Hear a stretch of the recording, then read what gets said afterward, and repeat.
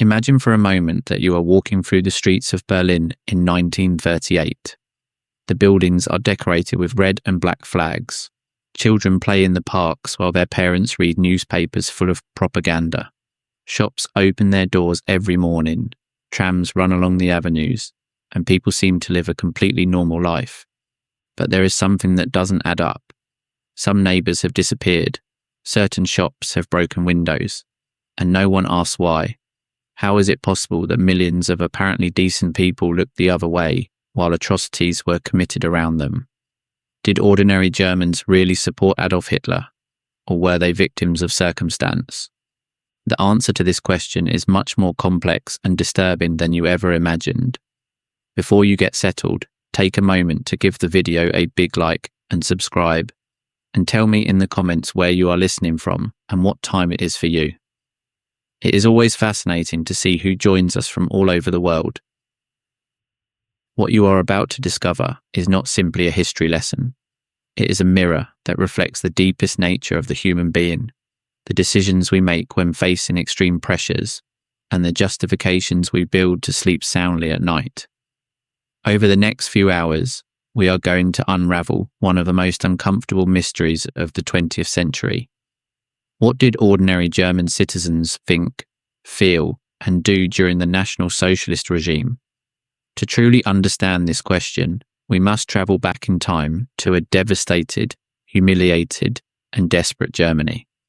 But we must also delve into the psychology of the masses, the mechanisms of propaganda, and those small daily decisions that, accumulated, built the road to the greatest catastrophe in modern history. Were the Germans hypnotized? Were they deceived? Or did they participate consciously in the National Socialist project? The answers we find will force us to question our own certainties about human nature. Let us begin this journey in the year 1918, when the streets of Germany were filled with defeated soldiers and hungry citizens. The First World War had just ended, and Germany had lost. But the defeat was not simply military. It was a deep wound in the collective soul of a nation that considered itself superior. The Treaty of Versailles, signed on June 28, 1919, imposed brutal conditions on Germany. The country lost approximately 13% of its European territory, including Alsace-Lorraine, which went to France, and large tracts of land that were given to Poland. But the territorial losses were just the beginning. Germany was forced to pay war reparations amounting to 132 billion gold marks, an astronomical figure that seemed impossible to meet. The German army was reduced to barely 100,000 soldiers. The navy was practically dismantled, and perhaps most painful of all, Article 231 of the treaty stated that Germany was solely responsible for the war. This guilt clause was perceived by millions of Germans as an intolerable humiliation. How did the population react to these impositions? Here we find the first clue of what was to come. Most Germans did not accept the defeat as a result of their own actions. Instead, a dangerous narrative began to circulate known as the stab in the back, or Dolchstoßlegende in German. According to this conspiracy theory, the German army had never been defeated on the battlefield. The defeat had been caused by internal traitors, socialists, communists, and above all, Jews. This lie, repeated tirelessly by nationalist politicians and bitter veterans, found fertile ground in a population that needed explanations for its suffering. It is crucial to understand that this narrative did not emerge from nothing. Germany had been bombarded with propaganda during 4 years of war, propaganda that promised victory after victory.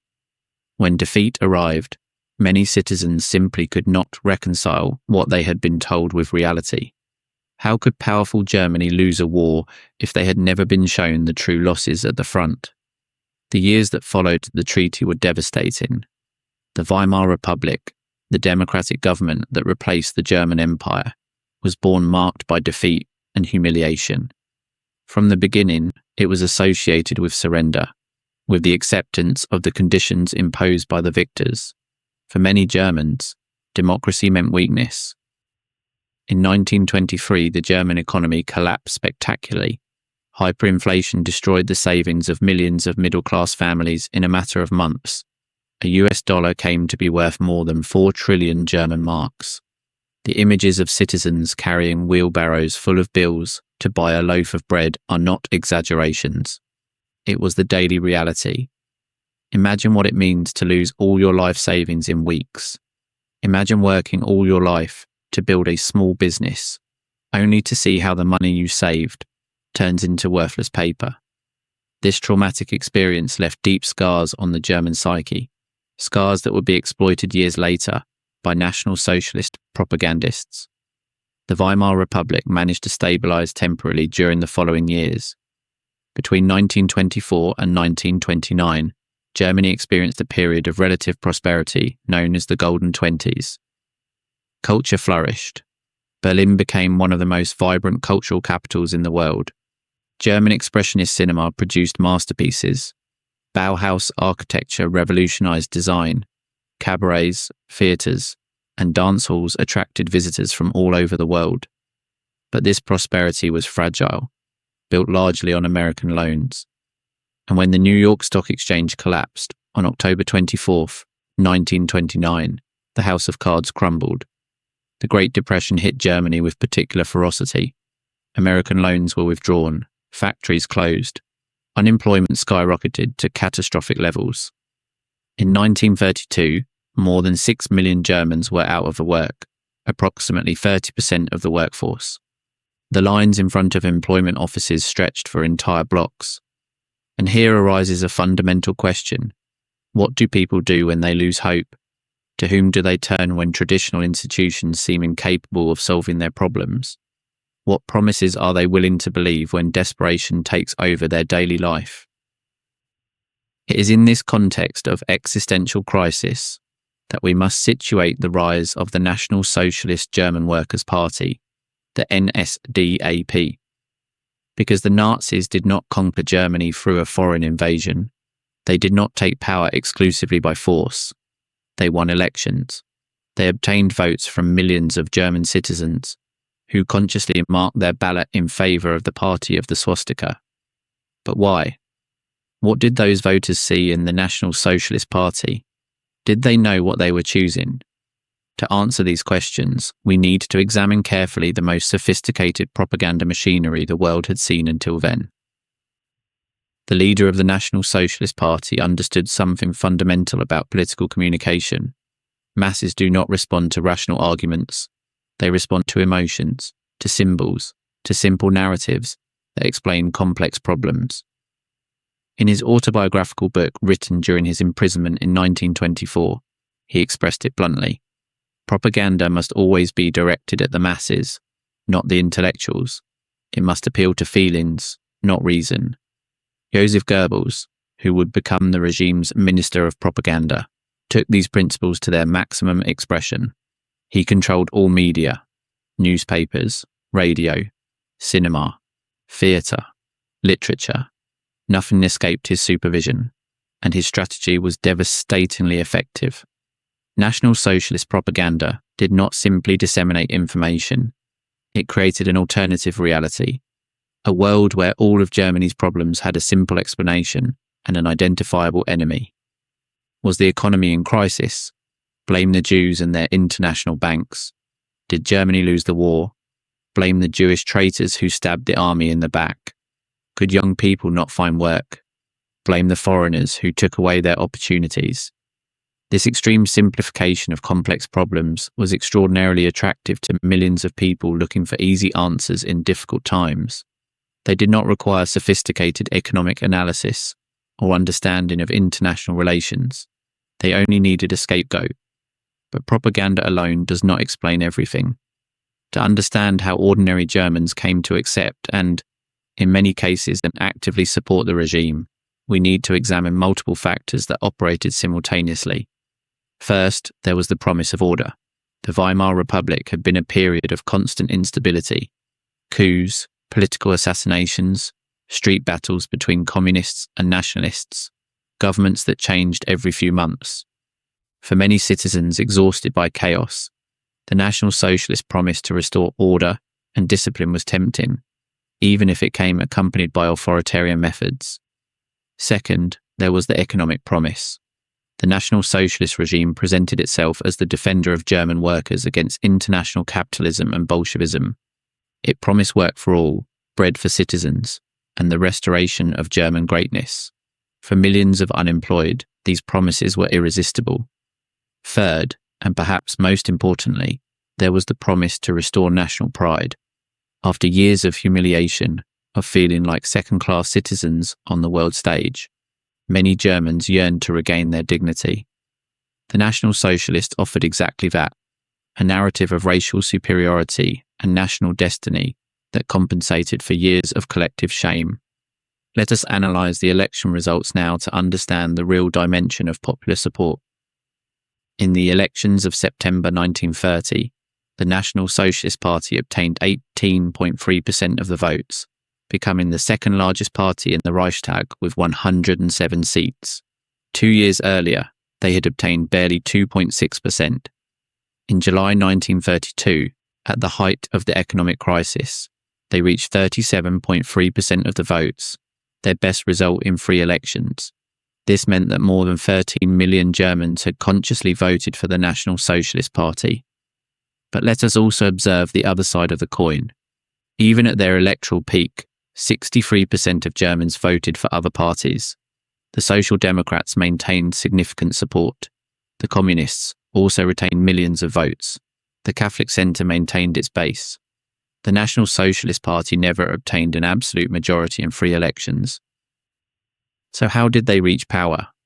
The answer involves a combination of political manoeuvres, miscalculations by conservative elites, and the fatal underestimation of the danger represented by the National Socialist movement. On January 30th, 1933, President Paul von Hindenburg appointed the National Socialist leader as Chancellor of Germany. It was not a coup d'etat. It was a legal decision, although profoundly irresponsible.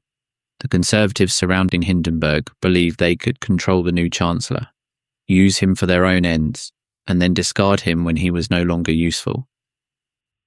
Franz von Papen, one of the architects of this manoeuvre, pronounced one of the most sadly ironic phrases in history. In 2 months, we will have squeezed him into a corner until he squeals. They were completely wrong. What did ordinary Germans think the day the new government was announced? Testimonies of the time reveal a mixture of reactions. Some celebrated in the streets, marching with torches and singing nationalist anthems. Others watched with anxiety, wondering what this change would mean for their lives. Many simply continued with their daily routine, assuming this government would be as ephemeral as the previous ones.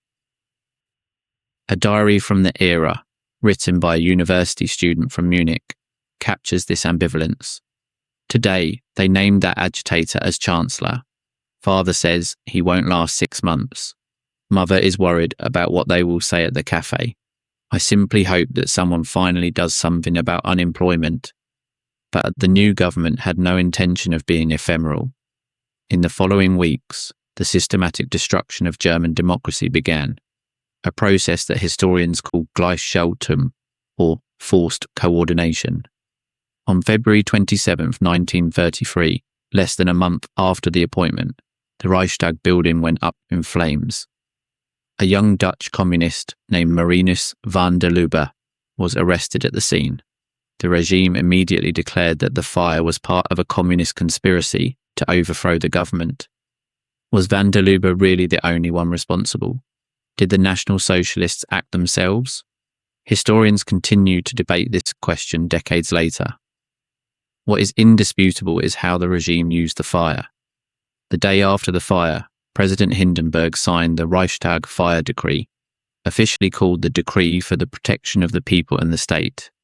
This decree suspended the basic civil liberties, guaranteed by the Weimar Constitution: freedom of expression, freedom of the press, the right to assembly, privacy of correspondence, and protection against arbitrary searches. The decree was presented as a temporary emergency measure to protect Germany from the communist threat. It was never revoked. It remained in force during the 12 years of the National Socialist regime, providing the legal basis for all subsequent repression. How did German citizens react to this elimination of their fundamental rights? Here we find one of the most disturbing answers to our central question. The majority simply accepted it. To understand this acceptance, we must consider several factors. First, many Germans genuinely believed that the communist threat was real and imminent. The propaganda had been effective. The memory of the Bolshevik Revolution in Russia, with its mass executions and property confiscations, terrified the German middle class. If the alternative to National Socialist authoritarianism was communism, many preferred the former. Second, the initial repression was directed mainly against specific groups: communists, social democrats, radical trade unionists. For citizens who did not belong to these groups, daily life continued relatively normally. It is easy to ignore oppression when it does not directly affect you. Third, and this is fundamental, the regime did not initially present itself as a brutal dictatorship. It maintained the forms of legality. Elections continued to be held, although increasingly manipulated. The Reichstag continued to meet, although with reduced powers. The courts continued to function, although increasingly politicized. This appearance of institutional normality allowed many Germans to convince themselves that they lived in a legal system, not a tyranny. On March 23, 1933, the Reichstag approved the Enabling Act, which granted the Chancellor the power to enact laws without the approval of Parliament. This law required a 2/3 majority to be passed. The National Socialists obtained it through a combination of intimidation and negotiation. The 81 communist deputies had already been arrested or had fled the country. The Social Democrats, with admirable courage, voted against it. But the centre and right-wing parties, including the Catholic Centre, voted in favour. Only the Social Democrats opposed it. Otto Wels, the Social Democratic leader, delivered a speech that day that would go down in history as the last act of parliamentary opposition. You can take our freedom and our lives, but you cannot take our honour. He was right about one thing. The regime would proceed to take freedom and life from millions of people. By the summer of 1933, all political parties except the National Socialist one had been banned or dissolved. Unions had been destroyed and replaced by the German Labour Front, controlled by the regime. The independent press had been eliminated or subdued. Civil organisations had been coordinated or closed. Germany had become a one-party state in less than 6 months, and the majority of Germans not only accepted it, but many celebrated it. Why? This question takes us to the heart of our topic, and the answer forces us to confront uncomfortable truths about human nature. Part of the answer is found in what historians call the consensus of well-being. The regime did not govern exclusively through fear. It also provided tangible benefits to broad sectors of the population. Unemployment, which had devastated Germany for years, began to decrease dramatically. Massive public works programs, including the construction of highways, put millions of people to work. The compulsory labour service absorbed unemployed youth. Military rearmament created jobs in arms factories. By 1936, unemployment had practically disappeared. This was no minor achievement. For millions of families who had suffered years of deprivation, the fact that the father was working again outweighed any concern about abstract freedoms. The regime also implemented social programs that benefited German workers, as long as they were not Jewish or political opponents. Kraft durch Freude, which means strength through joy, organised subsidised vacations for workers who could never before afford to travel. Cruises, trips to the mountains, accessible cultural programs, all this generated gratitude toward the regime.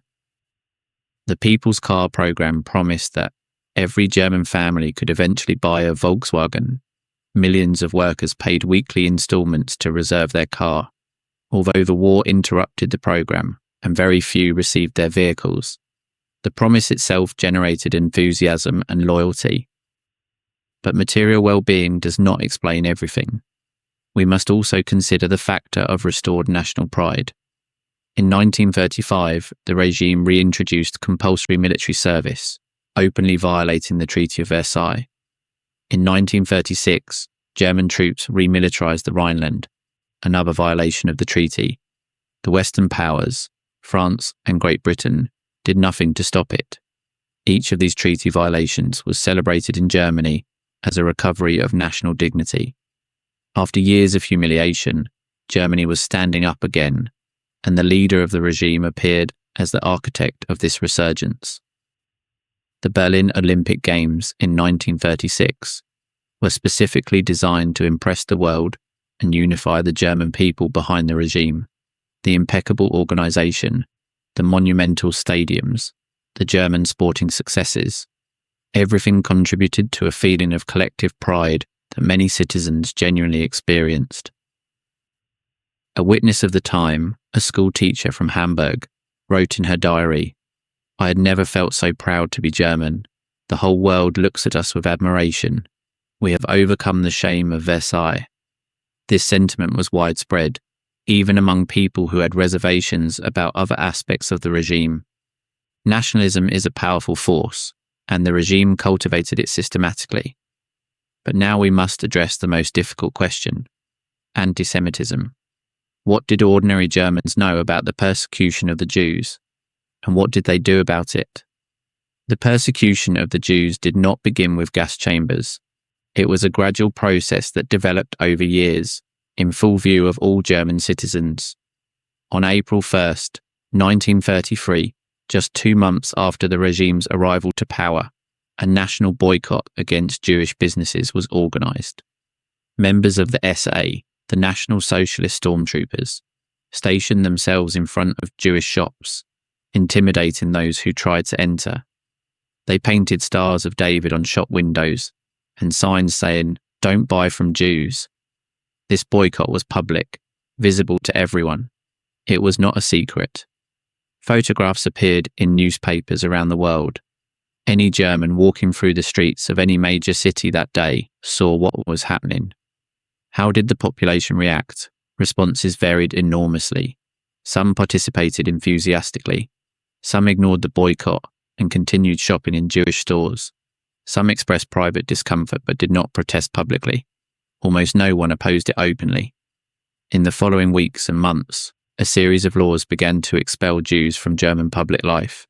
The law for the restoration of the professional civil service banned Jews from working as civil servants. Similar laws excluded them from medicine, law, journalism, universities. Each of these laws was published officially, debated in newspapers, implemented in full view of everyone. The Jewish colleagues of German doctors, lawyers, teachers, and officials disappeared from their workplaces. Did no one ask where they went? The Nuremberg laws, enacted in September 1935, took discrimination to a new level. These laws stripped Jews of German citizenship and prohibited marriages and sexual relations between Jews and non-Jews. Jews were formally converted into second-class citizens in their own country. All this happened publicly, legally, openly. They were not secret actions. They were announced political decisions, even celebrated by the regime. And the majority of Germans did not protest. Some because they shared the regime's anti-Semitic prejudices. Some because they did not care what happened to people they did not know personally. Some because they were afraid of the consequences of protesting. Some because they were simply too busy with their own lives to worry. But some did benefit directly from the persecution. When Jews were expelled from their jobs, those positions became available for non-Jewish Germans. When Jewish businesses were forced to close or sell, non-Jewish Germans bought them at liquidation prices. When Jewish families emigrated, they left behind properties that were quickly occupied by others. This process of Aryanization of the economy benefited hundreds of thousands of Germans who acquired businesses, properties, jobs, and goods that previously belonged to Jews. These material beneficiaries of persecution had a personal interest in not questioning the system that enriched them. A documented case illustrates this dynamic. A small haberdashery business in Frankfurt had belonged to a Jewish family for 3 generations. In 1938, the family was forced to sell. The buyer, a non-Jewish German who had worked for years as an employee in the shop, paid a fraction of the real value. After the war, when asked how he had justified his action, he replied, "I didn't force them to sell. I simply took advantage of a business opportunity." This capacity to separate personal actions from their moral consequences was widespread. Many Germans who benefited from the persecution of the Jews convinced themselves that they were not responsible for the regime's policies. They just took advantage of them. But not all Germans were convinced anti-Semites or cynical opportunists. What about those who had Jewish friends or acquaintances? What about those who felt moral discomfort at what they witnessed? Here we find one of the dynamics most studied by historians, the separation between good Jews and Jews in general. Numerous testimonies of the era show that many Germans, who generally supported anti-Semitic policies, made exceptions for Jews they knew personally. "Not all Jews are bad," they said. "My doctor is Jewish and is an excellent person. My neighbour is Jewish but is not like the others." This capacity to maintain abstract prejudices while making exceptions for specific individuals allowed people to reconcile their conscience with their acquiescence to the system. The regime itself, paradoxically, contributed to this dynamic by granting exceptions. Jewish war veterans were initially exempt from some restrictions. Jews married to non-Jewish Germans received differential treatment. These exceptions did not arise from humanitarianism, but from political pragmatism. They avoided alienating sectors of the population that might have protested if the measures were perceived as excessively brutal. A particularly illustrative case is that of Dr. Eduard Bloch, the Jewish doctor who had treated the National Socialist leader's mother when he was young. The future dictator had expressed gratitude for his care during his mother's terminal illness. When the regime came to power, Bloch received special protection. He was allowed to emigrate to the United States in 1940, with his property intact, an extraordinary privilege denied to the vast majority of Jews. This case reveals something important about the mentality of the regime and German society in general. Individual exceptions were possible precisely because the general rules were accepted. Protecting a specific Jew did not contradict the persecution of Jews as a group. On the contrary, the exceptions reinforced the idea that the system was fair. If some people deserved to be accepted, that meant the others deserved their fate. But the exceptions were reduced over time. The radicalization of anti-Semitism was a gradual process, a process that allowed the German population to adapt to each new stage of persecution without experiencing an abrupt moral shock. This phenomenon is crucial to understanding how genocide was possible. Humans are creatures of adaptation. If changes occur gradually, we adjust to each new normality. What would have been unthinkable in 1933 had become acceptable by 1938, and what was acceptable in 1938 had been normalized by 1942. What do you think of the content? Do you like this type of video? Then comment the phrase, "I want more stories." That way you will encourage us to bring more historical topics and also help the video's participation, okay? Also, don't forget to subscribe to the channel, activate the bell, and leave a like so YouTube keeps recommending our videos to you. The night of November 9th to 10th, 1938 marked a turning point. That night, known as Kristallnacht or Night of Broken Glass, organized mobs attacked synagogues, businesses, and Jewish homes throughout Germany and Austria.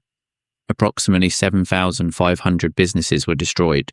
More than 1,400 synagogues were burned. Around 30,000 Jews were arrested and sent to concentration camps. At least 91 people were murdered directly during the attacks. This pogrom was not spontaneous. It was organized from above, using the assassination of a German diplomat in Paris by a young Jew as a pretext. The SA and other National Socialist groups received specific instructions on when to start the attacks and what targets to destroy. But the violence was not executed exclusively by party members. Ordinary citizens participated in the looting. Crowds gathered to watch while synagogues burned. Firefighters received orders not to intervene, only to protect adjacent non-Jewish buildings. And here arises a disturbing question. What did ordinary Germans do that night and the following days? Testimonies reveal a spectrum of responses. Some participated actively in the violence and looting. Some watched without intervening. Some stayed at home, pretending not to hear the screams and the noise of breaking glass. Some expressed disgust in private, but not publicly. There were acts of individual courage. Some Germans hid Jewish neighbours in their homes that night. Some helped Jews escape or provided them with food and clothing. But these acts were exceptional, not the norm. Most revealing was the reaction of the following days. There was certain popular unease, but not for moral reasons. Many Germans were uncomfortable with the public disorder, with the waste of property, with the negative international image. The regime took note. Visible street violence was unpopular. Future persecutions would be more organised, more bureaucratic, more hidden. This is a crucial point. Kristallnacht taught the regime that visible brutality generated discomfort. The solution would not be to abandon persecution, but to make it less visible, more efficient, more bureaucratic. The road to the gas chambers passed through this lesson. Genocide had to be organised in such a way that the majority of Germans could pretend not to know what was happening. But did they really not know? This is perhaps the most disputed question among historians of the period. How much did ordinary Germans know about the genocide of European Jews? Let us begin with what they indisputably knew. They knew that Jews were being persecuted, discriminated against, expelled from their jobs and properties. This was public and visible. They knew that Jews were being deported to the east. This was also visible. Transports of Jews departed from train stations in broad daylight. A testimony from a German railway worker, collected after the war, is revealing. We saw trains full of people passing by. Screams and cries were heard. We knew they were going east, to Poland. We didn't know exactly what would happen to them, but we knew it wasn't anything good. But did they know about the gas chambers? Did they know about Auschwitz, Treblinka, Sobibor? The regime kept these operations secret, using euphemisms like resettlement and special treatment in official documents.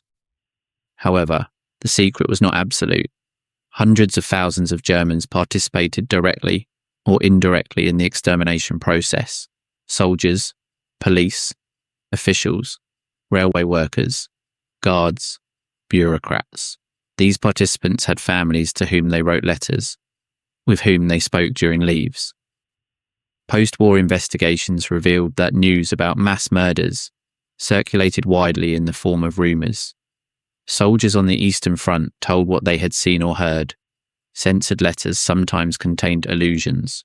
Foreign newspapers, which some Germans listened to clandestinely by radio, reported on the genocide. A study conducted by historian Peter Longerich, based on thousands of Gestapo reports on public opinion, concluded that by 1943, the majority of Germans knew or suspected that Jews were being killed en masse in the East. Perhaps they did not know the exact details of the gas chambers, but they knew something terrible was happening.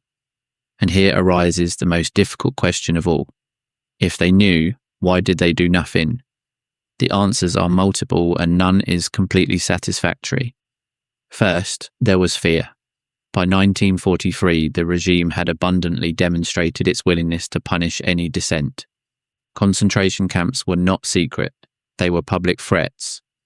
Opposing the regime meant risking not only one's own life, but that of the entire family. Second, there was perceived impotence. What could an individual citizen do against the state apparatus? Opposition organisations had been destroyed. Legal channels of protest did not exist. Acting alone seemed futile and suicidal. Third, there was the priority of immediate survival. By 1943, Germany was losing the war. German cities were being bombed systematically. Food was scarce. Loved ones were dying at the front. In these circumstances, concern for the fate of strangers in distant camps seemed like an impossible luxury. Fourth, and most disturbingly, there was indifference. Years of propaganda had taken effect. Although few Germans actively wanted Jews to be killed, many simply did not care enough to risk anything for them. Jews had been so effectively dehumanized that their fate had ceased to generate empathy. A particularly chilling testimony comes from a woman from Cologne interviewed after the war. When asked what she had thought about the deportation of her Jewish neighbours, she replied, "What was I going to think? We had our own problems, the bombings, the shortage of food, my husband at the front. I didn't have time to worry about people I didn't know." This response encapsulates an uncomfortable truth about human nature. The capacity for empathy is limited. When our own needs are threatened, we tend to contract our circle of moral concern toward those closest to us. Germans during the war were not exceptional monsters. They were ordinary humans responding to extraordinary circumstances in the way many humans would respond. But this explanation, although partially true, cannot be the complete story. Because there were Germans who acted differently.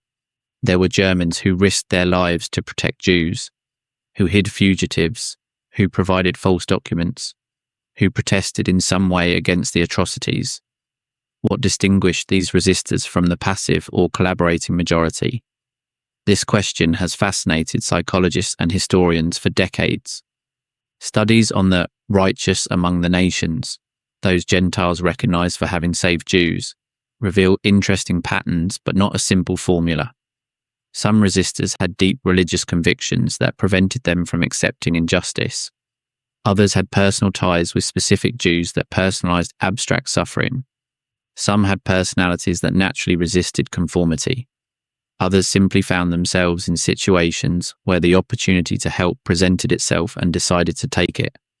An emblematic case is that of Oskar Schindler, a German businessman who saved more than 1,000 Jews by employing them in his factories. Schindler was not a saint. He was a womanizer, a drinker, a profit seeker. Initially, he had joined the National Socialist Party out of opportunism, but something changed in him when he witnessed directly the brutality of the regime. He began to use his position and his contacts to protect his Jewish workers, risking his freedom and his life. When asked after the war why he had done it, Schindler responded characteristically, "I could. I had the resources, the contacts, the position. I knew that if I didn't do it, no one else would."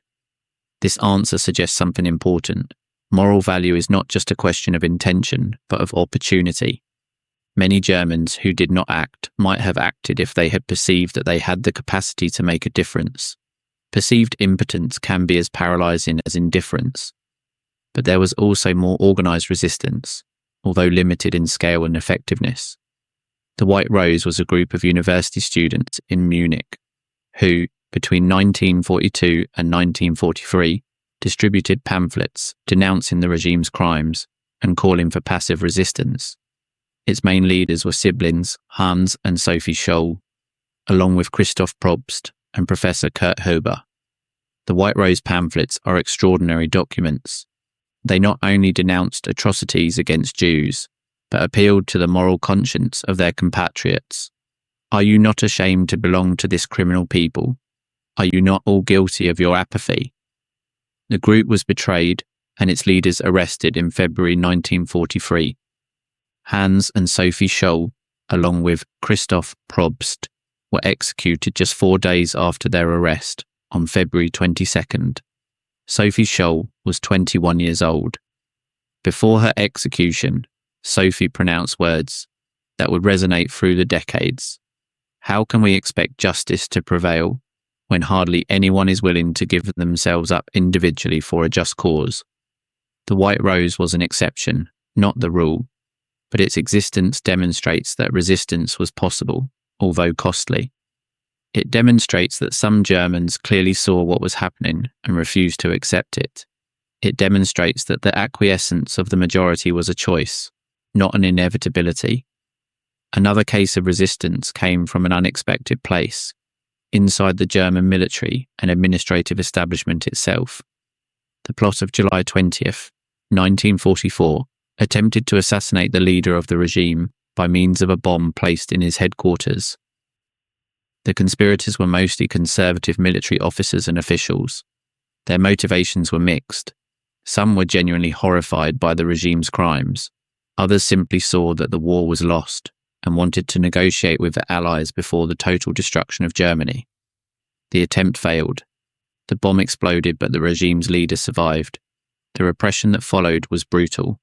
Approximately 7,000 people were arrested and nearly 5,000 executed, including many who had only tangential connections to the conspiracy. The July 20th plot demonstrates that even within the regime's elites there was dissent, but it also demonstrates how difficult it was to act against such an efficiently repressive system, and the failure of the attempt had a demoralizing effect on any subsequent resistance. Now we must examine a particularly disturbing aspect of our topic: the active participation of ordinary Germans in atrocities. Christopher Browning, in his seminal study Ordinary Men, published in 1992, analysed the records of Reserve Police Battalion 101, a unit composed mainly of middle-aged policemen from Hamburg, who were sent to Poland during the war. These were not ideological fanatics or professional killers. They were normal people, merchants, artisans, workers, family men. Many had been too old for regular military service. In July 1942, the battalion received orders to execute the Jews of the town of Józefów in Poland. The battalion commander, visibly disturbed by the order, offered his subordinates the option to be excused from service if they did not feel capable of participating. Out of approximately 500 soldiers in the battalion, only between 10 and 20 chose not to participate. The others proceeded to execute approximately 1,500 Jews, including elderly people, women, and children, shooting them at point-blank range in a forest near the town. Why did they participate? Post-war interviews conducted with battalion survivors revealed a variety of explanations. Some cited obedience to orders. Some mentioned social pressure, the fear of appearing cowardly before their comrades. Some said they simply hadn't thought clearly about what they were doing. Almost none expressed anti-Semitic ideological conviction as the main motivation. Browning concluded that the participants were not monsters, but ordinary people who, under extraordinary circumstances, committed monstrous acts. Conformity, obedience to authority, peer pressure, and diffusion of responsibility were more important factors than racial hatred. This conclusion is profoundly disturbing because it suggests that such atrocities do not require populations of psychopaths or fanatics. Normal people, under appropriate conditions, can be induced to participate in genocide. Historian Daniel Goldhagen challenged this interpretation in his controversial book, Hitler's Willing Executioners. In 1996, Goldhagen argued that anti-Semitism was so deeply rooted in German culture that perpetrators did not need coercion or psychological manipulation. They participated voluntarily and enthusiastically because they genuinely wanted to kill Jews. The debate between Browning and Goldhagen continues among historians. The truth likely includes elements of both interpretations. There were genuine anti-Semites who participated with enthusiasm. There were also people without strong ideological convictions who were swept along by circumstances. The spectrum of participation was wide and the motivations varied.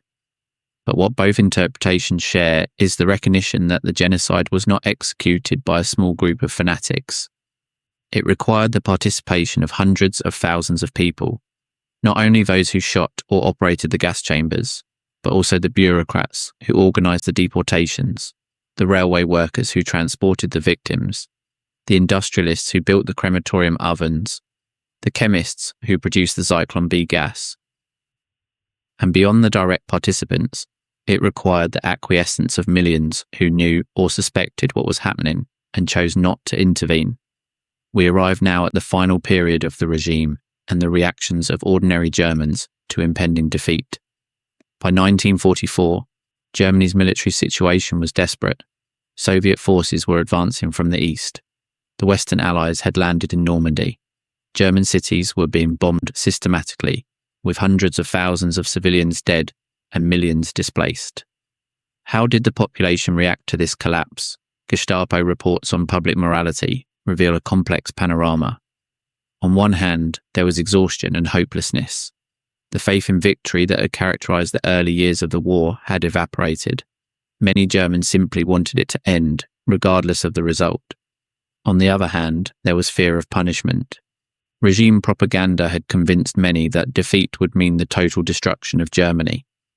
Tales of Soviet atrocities on the Eastern Front, some exaggerated, but others unfortunately real, terrified the population. Many Germans fought until the end not out of loyalty to the regime, but out of fear of what would come after. There was also a curious phenomenon: denial. Some Germans clung to the hope of wonder weapons that would turn the war around. The regime fed these fantasies with propaganda about V-2 rockets and other secret technologies that would supposedly change the course of the conflict. This denial allowed avoiding confronting the reality of impending defeat and the responsibilities that would come with it. On May 8th, 1945, Germany surrendered unconditionally. The regime that had promised a 1,000-year empire had lasted barely 12. What did Germans feel that day? Testimonies reveal a mixture of emotions: relief because the bombings had ended, fear of the uncertain future under occupation, shame for the defeat, and for some, shock at confronting the magnitude of the crimes committed in the name of Germany. In the following weeks, occupation forces forced German civilians to visit newly liberated concentration camps. Images of skeletal bodies, mass graves, and crematorium ovens were shown in cinemas and published in newspapers. For many Germans, these images were genuinely shocking. Although they had known or suspected about the persecutions, the visual evidence of the industrialization of mass murder exceeded what they had imagined. But the reaction was not universally one of horror and repentance. Many denied knowing anything. "We didn't know" became the post-war mantra. It was the Nazis, not us ordinary Germans. This denial had multiple psychological functions. It protected from individual guilt. It allowed the reconstruction of a national identity not stained by genocide. It facilitated reintegration into the international community. The Allies, particularly the Americans, were initially skeptical of these claims of ignorance. Denazification programs attempted to determine degrees of guilt and administer justice. But the magnitude of the task was overwhelming. How do you process a significant percentage of an entire adult population?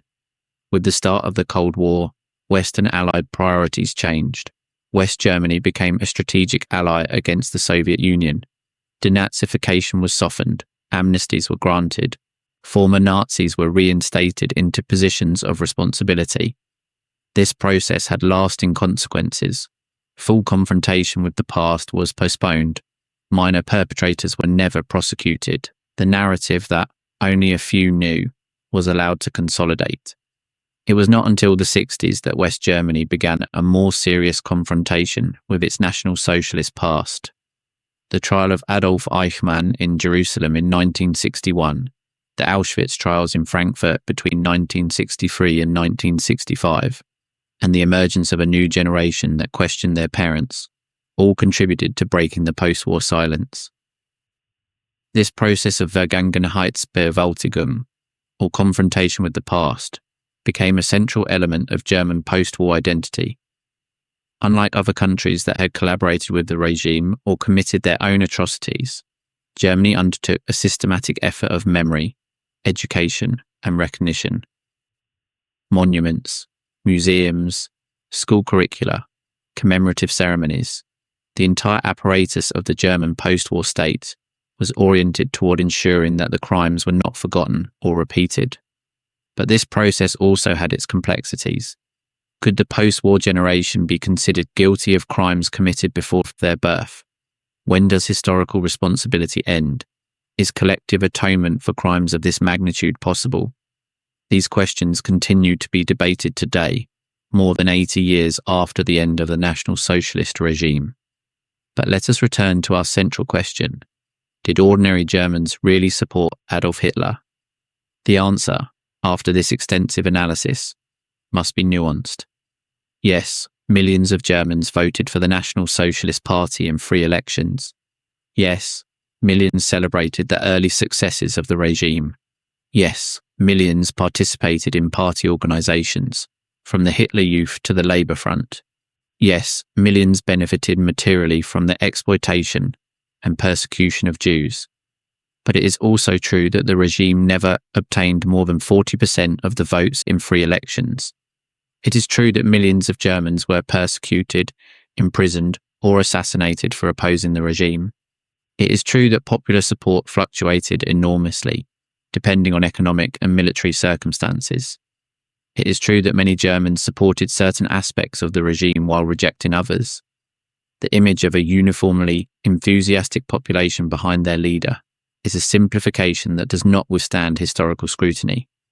The reality was more complex, a mixture of genuine support, passive acquiescence, opportunism, fear, selective ignorance, and minority resistance. But this complexity cannot serve as a collective excuse. The fact that not all Germans were convinced fanatics does not mean they were not responsible. Passivity in the face of evil is also a form of complicity. Benefiting from the persecution of others is also a form of participation. Choosing not to know when information was available is also a form of guilt. Historian Raoul Hilberg, one of the first to systematically study the genocide, distinguished between perpetrators, victims, and bystanders. But these categories, while useful, simplify a reality where borders were often blurred. There were perpetrators who were also passive witnesses to crimes they did not commit directly. There were witnesses who benefited materially from the crimes they observed. There were even victims who were forced to participate in the persecutions of others. This moral complexity is precisely what makes the study of the National Socialist period so relevant to understanding the human condition. We cannot take refuge in the idea that Germans of that era were fundamentally different from us. They were ordinary humans who, under extraordinary circumstances, took moral decisions ranging from extraordinary sacrifice to monstrous cruelty, passing through the entire range of grey shades in between. And here arises the most uncomfortable question of all. What would we have done in their place? It is a question we cannot answer with certainty. It is easy to imagine that we would have been resistant, that we would have hidden the persecuted, that we would have risked everything for justice. But historical evidence suggests that the majority of people, in the majority of circumstances, conform, obey, look the other way. Psychological experiments by Stanley Milgram in the 60s, where ordinary participants administered what they believed were painful electric shocks to others, simply because an authority figure ordered it, suggest that the capacity for cruelty under pressure from authority is a universal human trait, not specifically German. The Stanford Prison Experiment by Philip Zimbardo in 1971, where university students randomly assigned to roles of guards, or prisoners quickly adopted abusive or submissive behaviours, suggests that social roles can radically transform behaviour in very short periods. These findings do not excuse the actions of Germans under the National Socialist regime, but they force us to confront the possibility that we, under similar circumstances, would have acted similarly. But there is something we must consider before accepting this discouraging conclusion. Milgram and Zimbardo's experiments have been criticised methodologically, and more importantly, even in those experiments, there were participants who refused to obey. Not everyone conformed. Not everyone followed orders. This brings us back to the question of individual responsibility. Yes, circumstances matter. Yes, social pressure is powerful. Yes, systems can corrupt people. But none of these forces is absolute. There is always room for moral choice, although that space may be narrow and costly. The Germans who resisted, who hid the persecuted, who distributed clandestine pamphlets, who attempted to assassinate the dictator, demonstrate that resistance was possible, difficult, dangerous, frequently fatal, but possible. And this possibility is precisely what makes the acquiescence of the majority morally significant. If resistance had been literally impossible, we could not judge those who did not resist. But it wasn't. It was extraordinarily difficult, but not impossible. And that difference matters. What can we learn from all this for our own time? This question may seem abstract, but it has profoundly practical implications. We live in an era of resurgence of authoritarian movements around the world. We live in an era where propaganda has become more sophisticated than ever. amplified by algorithms and social networks. We live in an era where economic crises and cultural fears create fertile ground for demagogues who offer simple solutions to complex problems. The study of how ordinary Germans responded to National Socialism is not an irrelevant academic exercise. It is an urgent warning about the fragilities of democracy and the vulnerabilities of human nature. But let us delve now into an aspect we have not yet fully explored. How did Germans experience their daily life under the regime? Because to truly understand popular support, we need to go beyond statistics and generalizations. We need to delve into the lived experiences of specific people. Let us consider the case of a fictional but representative family based on documented historical testimonies. We will call them the Müllers, although their story reflects that of millions of real families. In 1932, Heinrich Müller was an unemployed metalworker in Essen, in the Ruhr region. His wife Gertrude worked occasionally as a seamstress, but work was scarce.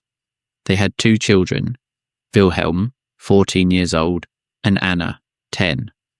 The family had been struggling against poverty for 3 years. Heinrich had been fired when the factory where he worked closed. He had searched for work desperately, waiting in endless lines at employment offices, accepting odd jobs that barely paid enough to buy bread. The humiliation of not being able to support his family consumed him. Gertrude would remember years later how Heinrich had begun to change during those years of unemployment. The optimistic young man she had married had turned into a bitter, irritable person, prone to outbursts of rage. Unemployment not only destroyed economies, it destroyed psyches. When the National Socialist Party began to gain strength in his district, Heinrich initially looked at it with skepticism. Shouting clowns, he called them. But little by little, the party's promises began to resonate. Work for all Germans, end of foreign humiliations, restoration of national pride. In the elections of November 1932, Heinrich voted for the first time for the National Socialist Party, not because he hated Jews, he would say later. He simply wanted a job. He wanted to be able to feed his children. He wanted to regain his dignity. When the new regime came to power in January 1933, Heinrich found work in a few weeks. The government's public works programs were hiring massively. For the first time in years, there was enough money for food, for clothes, for small luxuries. How should we judge Heinrich's decision?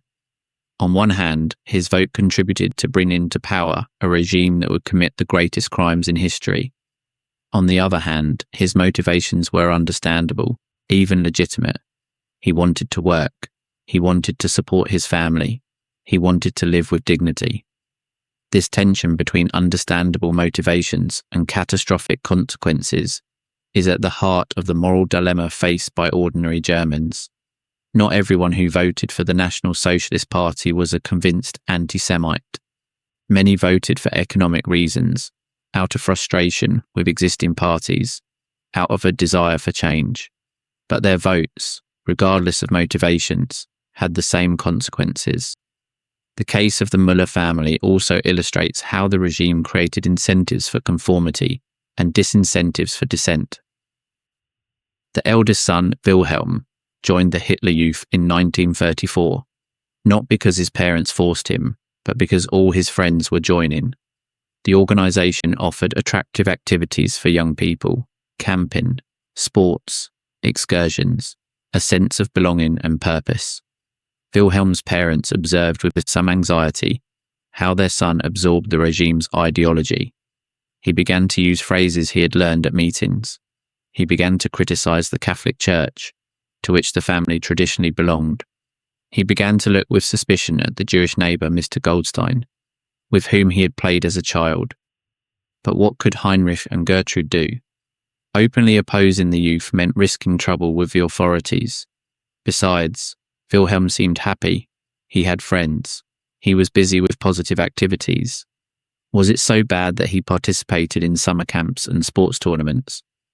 This rationalization, the ability to separate the apparently benign aspects of the regime from its criminal aspects, was widespread. Many German parents allowed, even encouraged, their children's participation in regime organizations because they saw the immediate benefits without confronting the broader ideological implications. Anna, the younger daughter, had a different experience. At her school, there was a Jewish classmate named Ruth. They had been close friends since the first grade. But in 1935, after the Nuremberg laws, Ruth was expelled from school. Anna asked her mother why Ruth was no longer coming to class. Gertrude didn't know what to answer. How to explain to a 13-year-old girl that her friend had been expelled simply because of who her family was. How to explain laws that classified citizens according to their blood. Gertrude told Anna that she shouldn't speak about Ruth in public, that it was better to forget that friendship, that this was how things were now. Anna obeyed, but something broke inside her that day. Years later, as an adult, she would remember that moment as the instant she lost her innocence. The Müller family never participated directly in any crime. They never denounced anyone. They never joined violent mobs. But they didn't protest either. They accepted the benefits of the regime while ignoring its atrocities. They adapted to each new normality. Were they guilty? This question does not omit a simple answer. They were, like millions of others, people trapped in circumstances that they had not created, making incremental decisions that, summed up, sustained a criminal system. But let us explore now an aspect that further complicates this narrative: everyday resistance and the forms of nonconformity that existed even in the absence of open opposition. Historians have identified what they call resistance, a German term denoting not so much active resistance, but rather partial immunity to the regime's influence. Millions of Germans maintained spheres of their life relatively untouched by official ideology. The Catholic Church, for example, maintained an ambiguous relationship with the regime. While it did not oppose it frontally, and in fact signed a concordat with the government in 1933, it also resisted certain aspects of National Socialist ideology, particularly attempts to interfere in religious education and Catholic youth organizations. Some priests denounced from the pulpit the euthanasia policies the regime implemented against people with disabilities. Bishop Clemens August von Galen pronounced in August 1941 public sermons condemning the murders of psychiatric patients. These sermons were copied and distributed clandestinely, generating sufficient public pressure for the regime to officially suspend the program, although the murders continued more covertly. This case is revealing. It demonstrates that public protest could have an effect, that the regime was sensitive to popular opinion when it came from established institutions and affected non-Jewish Germans, which makes the silence of the churches regarding the persecution of Jews even more damnable. There were also subtler forms of nonconformity. Some Germans continued greeting with the traditional good morning instead of the obligatory Heil Hitler. Some listened clandestinely to foreign radio stations. Some told political jokes in private, risking denunciation but maintaining a space for humorous criticism. These acts may seem trivial compared to the magnitude of the crimes occurring, and certainly they stop no atrocity. But they reveal that total conformity was never achieved, that spaces of mental autonomy persisted even under the most controlling dictatorship. What motivated these small resistances? For some, it was religious convictions that could not be completely suppressed.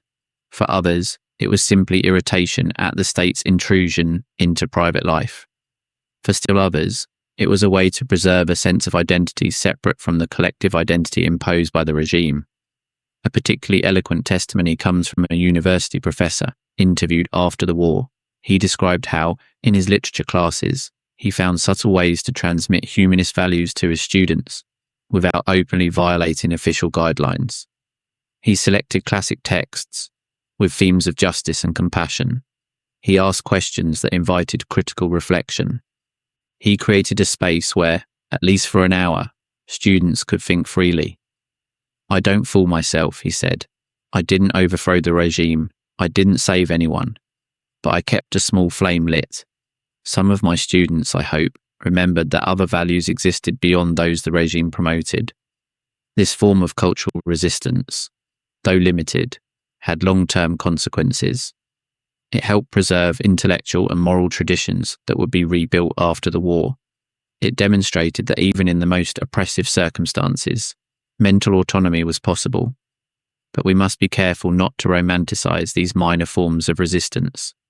They did not compensate for general acquiescence, they did not save lives, and they frequently coexisted with conformity in other aspects of life.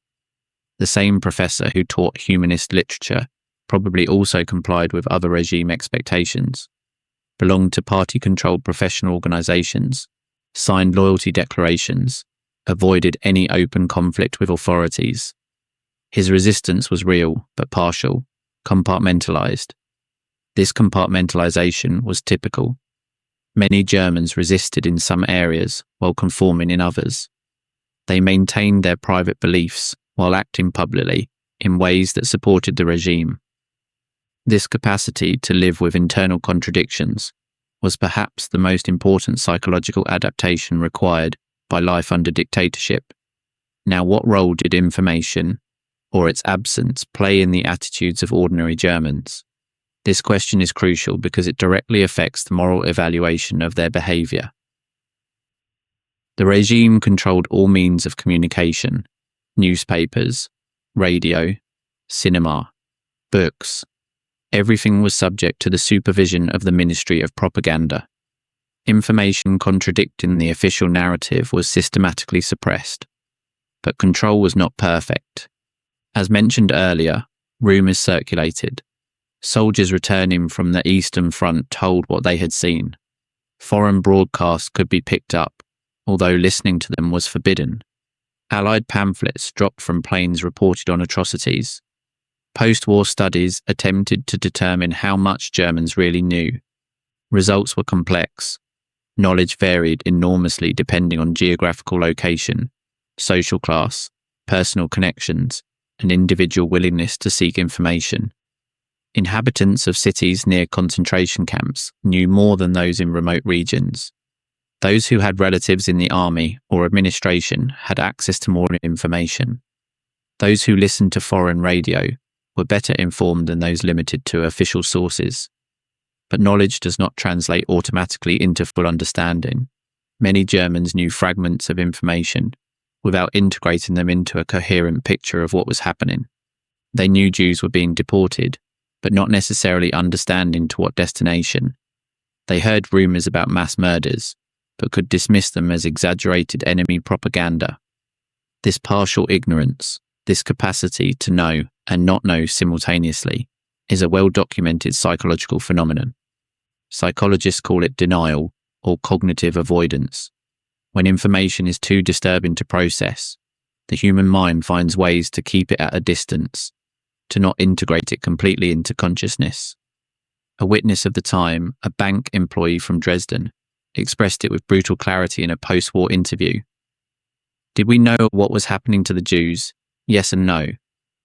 We knew something bad was happening to them, but we didn't want to know the details. It was easier not to ask, not to think too much. We had our own worries. This retrospective honesty reveals the nature of knowledge under the regime. It wasn't simply a question of access to information. It was a question of the will to know, of the willingness to confront uncomfortable truths. And here we arrive at one of the most disturbing aspects of our topic. Many Germans chose not to know. They chose not to ask questions. They chose to believe official explanations, however implausible. This willful ignorance was a form of psychological self-protection, but it was also a moral choice. Because seeking the truth would have implied confronting the reality of the crimes, and confronting that reality would have created a moral obligation to act, to resist, to risk something. Willful ignorance allowed avoiding that obligation. It was a form of complicity by omission. But let us delve deeper now into the question of gender. How did German women experience the National Socialist regime? Were their experiences and responsibilities different from those of male citizens? National Socialist ideology was explicitly patriarchal. It assigned women traditional roles as mothers and housewives. The slogan Kinder, Küche, Kirche, children, kitchen, church, summarized the regime's expectations for women. Regime policies reflected this ideology. Women were progressively excluded from professional leadership positions. They were encouraged to abandon paid work and dedicate themselves to motherhood. The Lebensborn program promoted the reproduction of women considered racially valuable. Many women internalized these roles and embraced them genuinely. For some, the regime offered recognition and status for functions that the previous society had underestimated. Mothers of large families received decorations and social prestige, but other women experienced these restrictions as oppressive. Professionals who had built careers were forced to abandon them. Women who did not wish to or could not have children were stigmatized. The reduction of the horizon of possibilities was real and painful for many. The question of women's responsibility in the regime's crimes has been debated by feminist historians. On one hand, women were mostly excluded from the power structures, where criminal decisions were made. The architects of genocide were predominantly male. On the other hand, women participated in significant ways in sustaining the regime. As mothers, they raised children in National Socialist ideology. As teachers, they transmitted that ideology to the youth. As nurses, some participated in euthanasia programs. As concentration camp guards, some committed direct atrocities. The case of female camp guards, the Aufseherinnen, is particularly disturbing. Approximately 3,500 women served as guards in concentration camps. Some acquired reputations for extreme cruelty. Irma Greiser, a guard at Auschwitz and Bergen-Belsen, was executed after the war for crimes against humanity. These women were not simply passive followers, they were active perpetrators of violence. Their existence demonstrates that the capacity for cruelty is not limited by gender. But beyond direct perpetrators, millions of ordinary German women participated in what historian Claudia Kuhns called the work of everyday racism, as neighbours who stopped talking to Jewish families, as customers who stopped frequenting Jewish shops, as employees who replaced dismissed Jewish workers, as beneficiaries of confiscated properties. This diffuse, often invisible participation was crucial for the functioning of the persecution system. It required neither physical violence nor dramatic decisions. It only required conformity with increasingly exclusionary social norms imposed by the regime. And this leads us to consider how the social and economic structure created incentives for conformity, regardless of ideological convictions. The National Socialist regime did not function exclusively through coercion. It also functioned through carefully designed positive incentives. Those who conformed were rewarded. Those who resisted were punished.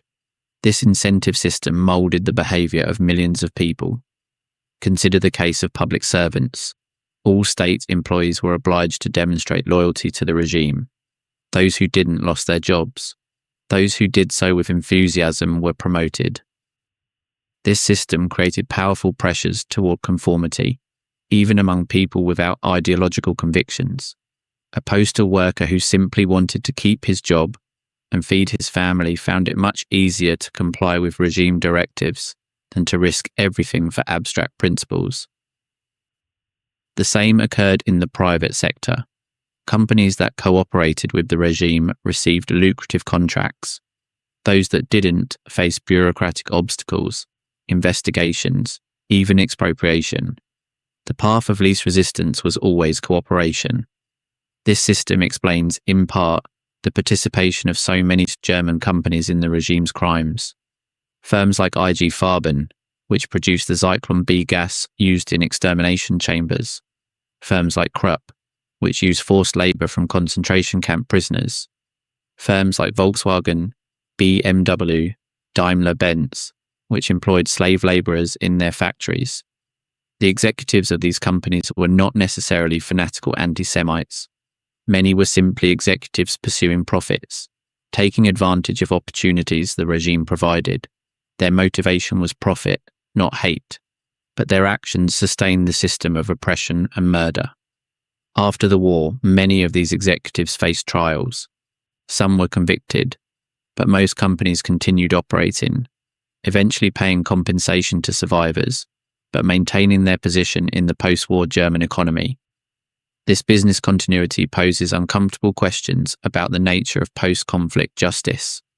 Is it enough to punish a few individuals while the institutional structures that facilitated the crimes remain intact? But let us return to the daily experience of ordinary Germans during the war years, particularly from 1941 onwards, when the war turned against Germany. The invasion of the Soviet Union in June 1941 marked a turning point. Initially presented as another rapid victory, the campaign bogged down in the vast Russian territory. Casualties began to pile up. News from the front, although censored, could not completely hide the reality of an increasingly brutal war. For German citizens, the war ceased to be a series of distant victories celebrated in newsreels.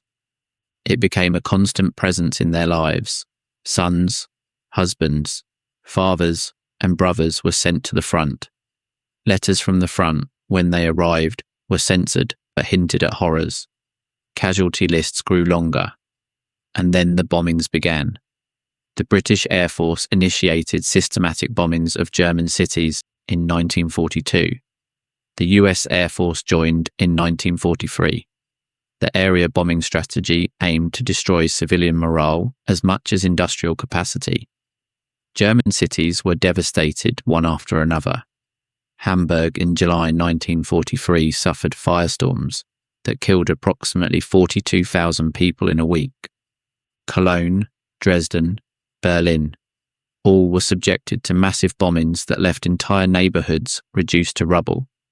How did these bombings affect the attitudes of ordinary Germans toward the regime? Gestapo reports on public morale reveal a complex picture. On one hand, there was exhaustion, fear, a desire for the war to end. On the other hand, there was resentment against the Allies bombing civilians, which paradoxically could strengthen cohesion with the regime.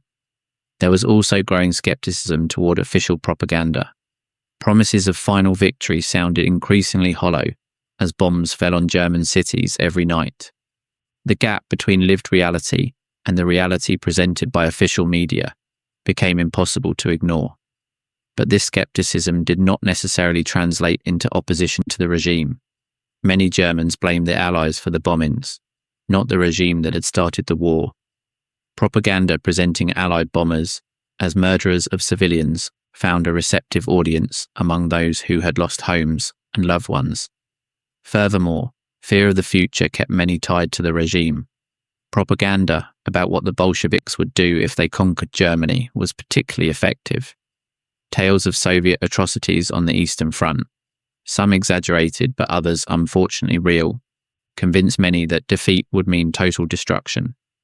A testimony from a Berlin carpenter, recorded in 1944, captures this mentality.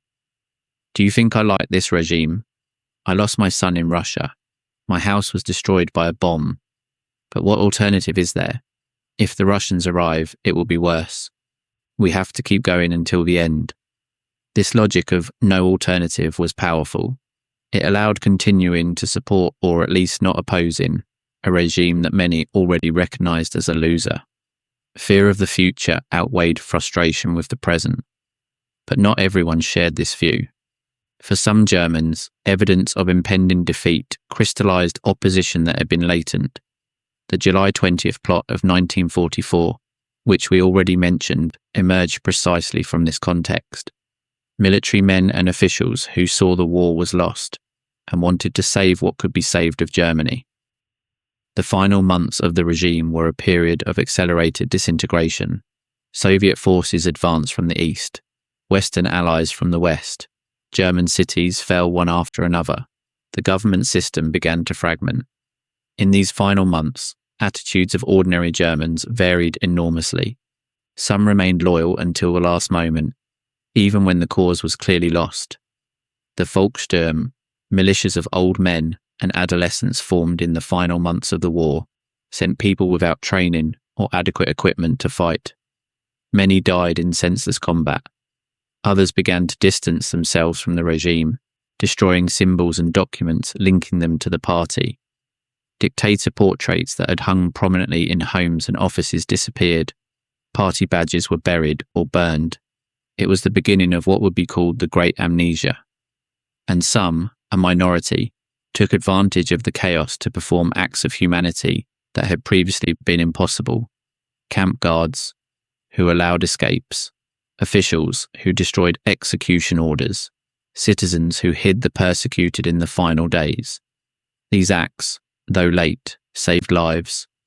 On May 8, 1945, when unconditional surrender arrived, the reaction of Germans was mostly relief. The bombing was over. The war was over. They could begin to rebuild their lives. But there was also confusion, shame, fear. What would the occupiers do with them? Would they be punished for the regime's crimes? Could they ever return to normality? The weeks and months following the surrender were a period of forced confrontation with the reality of the crimes. Occupation forces forced German civilians to visit newly liberated concentration camps. Images of the camps were projected in cinemas. Newspapers, now controlled by the Allies, published detailed reports on the atrocities. How did Germans react to this confrontation? Reactions varied, but a common pattern was denial of personal responsibility. "We didn't know" became the almost universal mantra. Even those who had lived near concentration camps claimed not to have known what was happening inside. Even those who had participated in the persecution of Jews claimed not to have known the final fate of the deportees. This denial was partly genuine, partly self-protection. Admitting knowledge implied admitting responsibility, and admitting responsibility had potentially grave consequences in the context of denazification trials implemented by the Allies. The Allies attempted to determine degrees of guilt through extensive questionnaires that all German adults had to complete. Categories range from major offenders to exonerated, passing through offenders, lesser offenders, and followers. This system had evident limitations. It depended largely on self-reporting, which was easily falsifiable. Those with connections or resources could obtain favourable testimonies from third parties. The process became bureaucratic, slow, increasingly perfunctory as Cold War priorities shifted interest to historical justice. The result was that the vast majority of Germans were classified as followers or exonerated. Only a small fraction faced significant consequences. Principal war criminals were judged in Nuremberg, some executed, others imprisoned, but the mass of lesser perpetrators, accomplices, and beneficiaries escaped mostly without punishment. This partial failure of justice had lasting consequences. It allowed narratives of collective innocence to consolidate. It allowed minor perpetrators to re-enter society without having confronted their actions. It left many victims without recognition or reparation. But we must also recognize the complexities of the moment. The Allies faced the challenge of rebuilding a devastated society. Punishing significant percentages of the adult population would have made that reconstruction impossible. Geopolitical priorities of the nascent Cold War favoured the rapid rehabilitation of West Germany as an ally against the Soviet Union. These pressures do not excuse the impunity of so many perpetrators, but they help explain why it happened. The following decades saw a gradual, incomplete process of confrontation with the National Socialist past. The 1950s were largely years of silence. Post-war German society was concentrated on economic reconstruction, the so-called economic miracle. Looking back seemed unproductive, painful, unnecessary. It was in the 60s when a new generation began asking uncomfortable questions. What had their parents done during the regime? How had the crimes been possible? Why had no one resisted?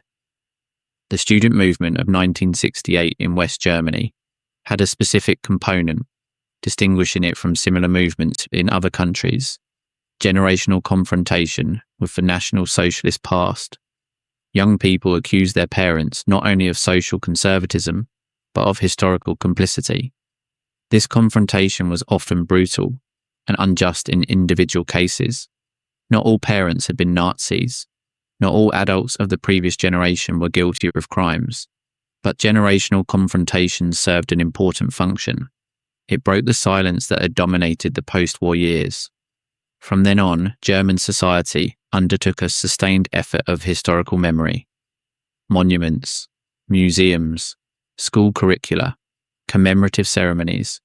Everything was mobilized to ensure crimes were not forgotten. The memorial to the murdered Jews of Europe, inaugurated in Berlin in 2005, is perhaps the most visible symbol of this effort. A field of 2,711 concrete blocks in the heart of the German capital, steps away from where the regime's chancellery once stood. It is a permanent reminder, impossible to ignore, of the crimes committed. This process of confrontation with the past, Vergangenheitsbewältigung, has been admired internationally as a model of how a society can face dark chapters of its history. But it has also been criticised by those who argue it has become ritualistic, mechanical, a way to expiate guilt without truly understanding its causes. Additionally, the process was always incomplete. Many minor perpetrators were never prosecuted. Many families never honestly confronted what their ancestors had done. The narrative that only a few knew persisted in many circles. And now, in the present, we face new questions about how to remember. The last generation of survivors and direct witnesses is disappearing. Soon there will be no one alive who personally experienced the National Socialist regime. How is memory transmitted when there are no longer living memories to transmit? But let us step back now to examine an aspect we haven't yet explored completely: regional variations in regime support. Germany was not a homogeneous country. Differences between regions, both in terms of history and religious and social composition, were reflected in significant differences in support for the National Socialism. Predominantly Catholic regions in the south, particularly Bavaria, had a complex relationship with the regime. On one hand, Munich had been the cradle of the National Socialist movement, the site of the failed putsch of 1923. On the other hand, Catholic loyalty to the Church created resistance to certain aspects of regime ideology. Protestant regions in the north tended to show greater support for the National Socialist Party. This reflected in part historical traditions of obedience to state authority that were stronger in Lutheran Protestantism than in Catholicism. Large industrial cities, with their working-class populations organised in unions and left-wing parties, had been bastions of opposition before the regime's arrival to power. Berlin, Hamburg, Ruhr cities all had strong worker movements. But once left-wing organisations were destroyed, many workers adapted to the new order, attracted by economic benefits the regime provided. Rural areas showed mixed patterns. In some regions, especially in the Protestant north, support for National Socialism was strong. In others, particularly in Catholic zones with traditions of local autonomy, certain resistance persisted. These regional variations remind us that speaking of the Germans as a homogeneous group is a simplification. Experiences, attitudes, and behaviours varied enormously depending on where each person lived, what cultural and religious traditions formed them, what social class they occupied. But we must also examine variations over time. Regime support was not static. It fluctuated depending on economic circumstances, military successes or failures, and citizens' personal experiences. The early years of the regime, between 1933 and 1939, saw a general increase in support. Economic recovery, diplomatic successes, restoration of national pride, everything contributed to growing legitimacy of the regime among broad sectors of the population. The first years of the war, between 1939 and 1941, with rapid victories over Poland, France, and other countries, maintained support at high levels. It seemed Germany was destined to dominate Europe. But from 1942 onwards, with stagnation on the Eastern Front, the start of Allied bombings, and growing casualties, support began to erode. It did not turn into open opposition, but into growing skepticism, fatigue, desire for the war to end. The final years, particularly 1944 and 1945, saw a fragmentation of consensus. Some remained loyal until the end. Others began to distance themselves. Others simply tried to survive day by day, without thinking about the future. This temporal evolution is important because it contradicts simplistic narratives. of uniform support or generalized opposition. The relationship between ordinary Germans and the regime was dynamic, changing, dependent on circumstances. Now, what does all this tell us about our original question? Did ordinary Germans really support Adolf Hitler? After this extensive analysis, we can offer a nuanced answer. Yes, millions of Germans genuinely supported the regime, at least during certain periods. This support was based on a combination of factors: economic recovery, restoration of national pride, effective propaganda, pre-existing or cultivated anti-Semitism. But it is also true that support was never universal or unconditional. There were always those who opposed, although they were a minority and frequently silenced. There were always those who maintained reservations, although they didn't express them publicly. There were always those who supported some aspects of the regime while rejecting others. Additionally, we must distinguish between different forms of support. There was enthusiastic, active, committed support. There was also passive, conformist, opportunistic support. There was resigned acquiescence, acceptance of the inevitable, and there was resistance of varying degrees, from active opposition to everyday nonconformity. The majority of Germans probably situated themselves somewhere in the middle of this spectrum, neither devoted fanatics nor brave opponents, but ordinary people navigating extraordinary circumstances, making incremental decisions that, summed up, sustained the system. This answer may seem unsatisfactory. We prefer clear narratives of good and bad, of victims and victimizers. But historical reality is more complex, and for that very reason, more relevant to our own lives. Because the most disturbing lesson of the National Socialist period is not that Germans were exceptionally evil, it is that they were exceptionally ordinary. And if ordinary people could participate in extraordinary crimes under appropriate circumstances, that means we must be vigilant about the circumstances we face ourselves. What are the warning signs we must recognize? What conditions favor the rise of authoritarian regimes? What psychological and social mechanisms facilitate the participation of ordinary people in injustice? The answers to these questions are not just academic. They are urgently practical for any society that wants to preserve its democratic and humanitarian values. First, we must recognize the danger of prolonged economic crises. Mass unemployment and widespread poverty create desperation that can be exploited by demagogues offering simple solutions. Societies that do not address the economic insecurity of their citizens create fertile ground for authoritarian movements. Second, we must recognize the power of propaganda and manipulation of information. The National Socialist regime pioneered propaganda techniques that have today been perfected by digital technologies. Societies that do not develop critical capacity against disinformation are at risk. Third, we must recognize the dangers of exclusionary nationalism and the search for scapegoats. When social problems are attributed to minority groups, the path to persecution opens. Societies must cultivate inclusive solidarity, not division. Fourth, we must recognize the importance of democratic institutions and the rule of law. The National Socialist regime destroyed Weimar's democratic institutions quickly because those institutions were already weakened by previous crises. Healthy democracies require strong institutions and citizens committed to their defense.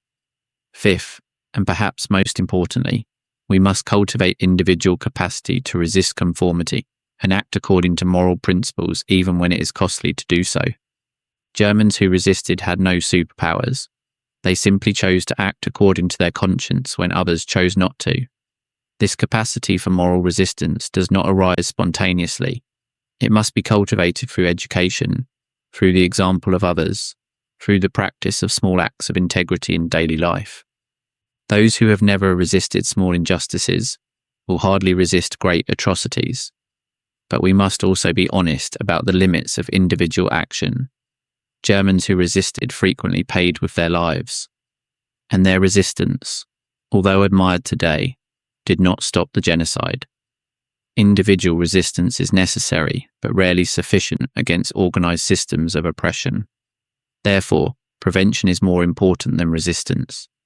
Preventing authoritarian regimes from coming to power is easier than overthrowing them once established. And this requires collective vigilance, active civic engagement, and willingness to defend democratic values before they are threatened, not after. We arrive now at the end of this extensive analysis. We have traversed decades of history, examined individual testimonies, analysed statistics and studies, confronted difficult questions about human nature and moral responsibility. What conclusions can we extract? The first is that the history of the National Socialist period is not a history of monsters versus victims. It is a history of ordinary human beings making decisions in extraordinary circumstances. Some chose poorly, some chose well. The majority chose not to choose, which was also a choice. The second is that circumstances matter, but do not determine. Economic, social, and political pressures facing Germans were real and powerful, but they did not eliminate the capacity for moral choice. There was always space, however narrow and dangerous, to act according to conscience. The third is that responsibility is gradual, not binary. Not all Germans were equally responsible. Architects of genocide carry a different burden than passive beneficiaries, who in turn carry a different burden than failed resistors. But almost no one was completely innocent. Acquiescence is also a form of participation. The fourth is that the process of confrontation with the past is necessary but never complete. Germany has done more than most societies to face its historical crimes. But even there, understanding remains partial. Lessons continue to be debated. Implications for the present continue to be contested. And the fifth, perhaps most important, is that this history concerns us all. Not because we are Germans or because we live in the 20th century. It concerns us because we are humans, because we face similar pressures in our own societies, because we must decide how we will respond when injustice occurs around us.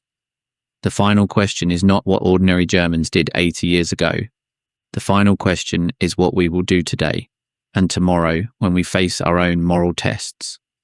Will we be those who look the other way, those who benefit silently from injustice, those who say it's not my problem? Or will we be those who, despite the cost, despite fear, despite apparent impotence, choose to act according to their conscience? We cannot know beforehand what we will choose, but we can prepare ourselves. We can cultivate the capacity to see injustice when it happens. We can practice small acts of integrity that strengthen our capacity for big ones. We can build communities and bonds that sustain us when pressure toward conformity is strongest. And we can remember what happened, remember how it was possible, remember that people like us, neither better nor worse, allowed it to happen, because only by remembering can we avoid repeating. This has been the story of ordinary Germans under the National Socialist regime, a story of support and acquiescence, of resistance and conformity, of moral choices in extreme circumstances. It is a story that has no happy ending. Crimes occurred, millions died, suffering was immeasurable. No amount of memory or justice can repair what was lost. Imagine you are a 6-year-old boy in Berlin in 1934. It is your first day of school. You enter the classroom with nervousness and excitement, like any child anywhere in the world. But what you don't know is that from that moment, every lesson, every book, every word from your teacher has been carefully designed to transform you. Math books no longer contain simple addition and subtraction problems. Now the questions say, if the state spends 200 marks daily to maintain a mentally disabled person, how much money is saved in a year if that person is eliminated? Yes, you read correctly. Math problems normalising the murder of vulnerable people, and this was not exceptional. It was the standard curriculum approved by the Ministry of Education. How did children react to these problems? The majority simply solved them, as they solved any other exercise. They didn't question. Why should they? Adults they trusted had presented these problems as normal, and when something is presented as normal from childhood, it is accepted as such. This is the devastating power of education as an instrument of indoctrination. It does not need to convince through rational arguments. It only needs to present ideas repeatedly, in context of authority, from early ages. The human brain, especially the developing brain, is programmed to absorb what the social environment presents as truth. The regime understood this perfectly. That is why one of its first actions after coming to power was to completely transform the German education system. In April 1933, just 3 months after the appointment of the new Chancellor, the law for the restoration of the professional civil service was enacted. This law allowed firing any public official considered unreliable, including Jewish teachers and those with political convictions opposed to the regime. How many teachers were affected? Figures are difficult to pinpoint, but it is estimated that thousands of educators lost their jobs in the first years. And those who remained understood the message clearly: conform or disappear. But the purge of teachers was just the beginning. The regime also completely transformed what was taught and how it was taught. History was rewritten to glorify the Germanic past and demonize enemies of the German people. Biology became racial science, teaching students to classify human beings according to supposedly hereditary physical characteristics. Physical education acquired unprecedented importance. In 1936, students spent a minimum of 2 to 3 hours daily in sports activities. By 1938, this had increased to 5 hours daily. Why so much emphasis on sports? The answer reveals the regime's educational philosophy.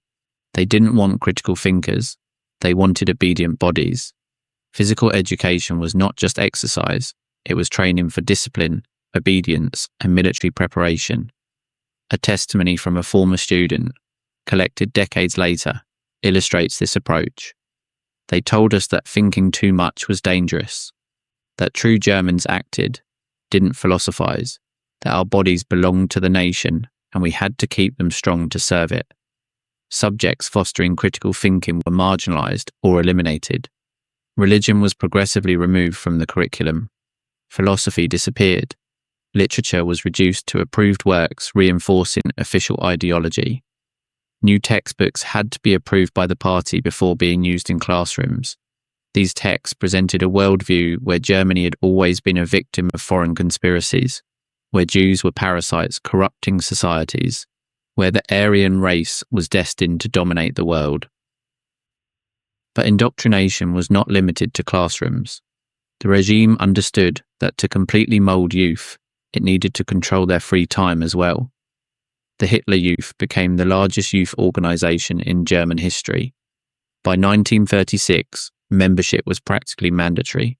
Approximately 2,300,000 young women belonged to the League of German Girls, the female branch of the organization. What did these organizations do?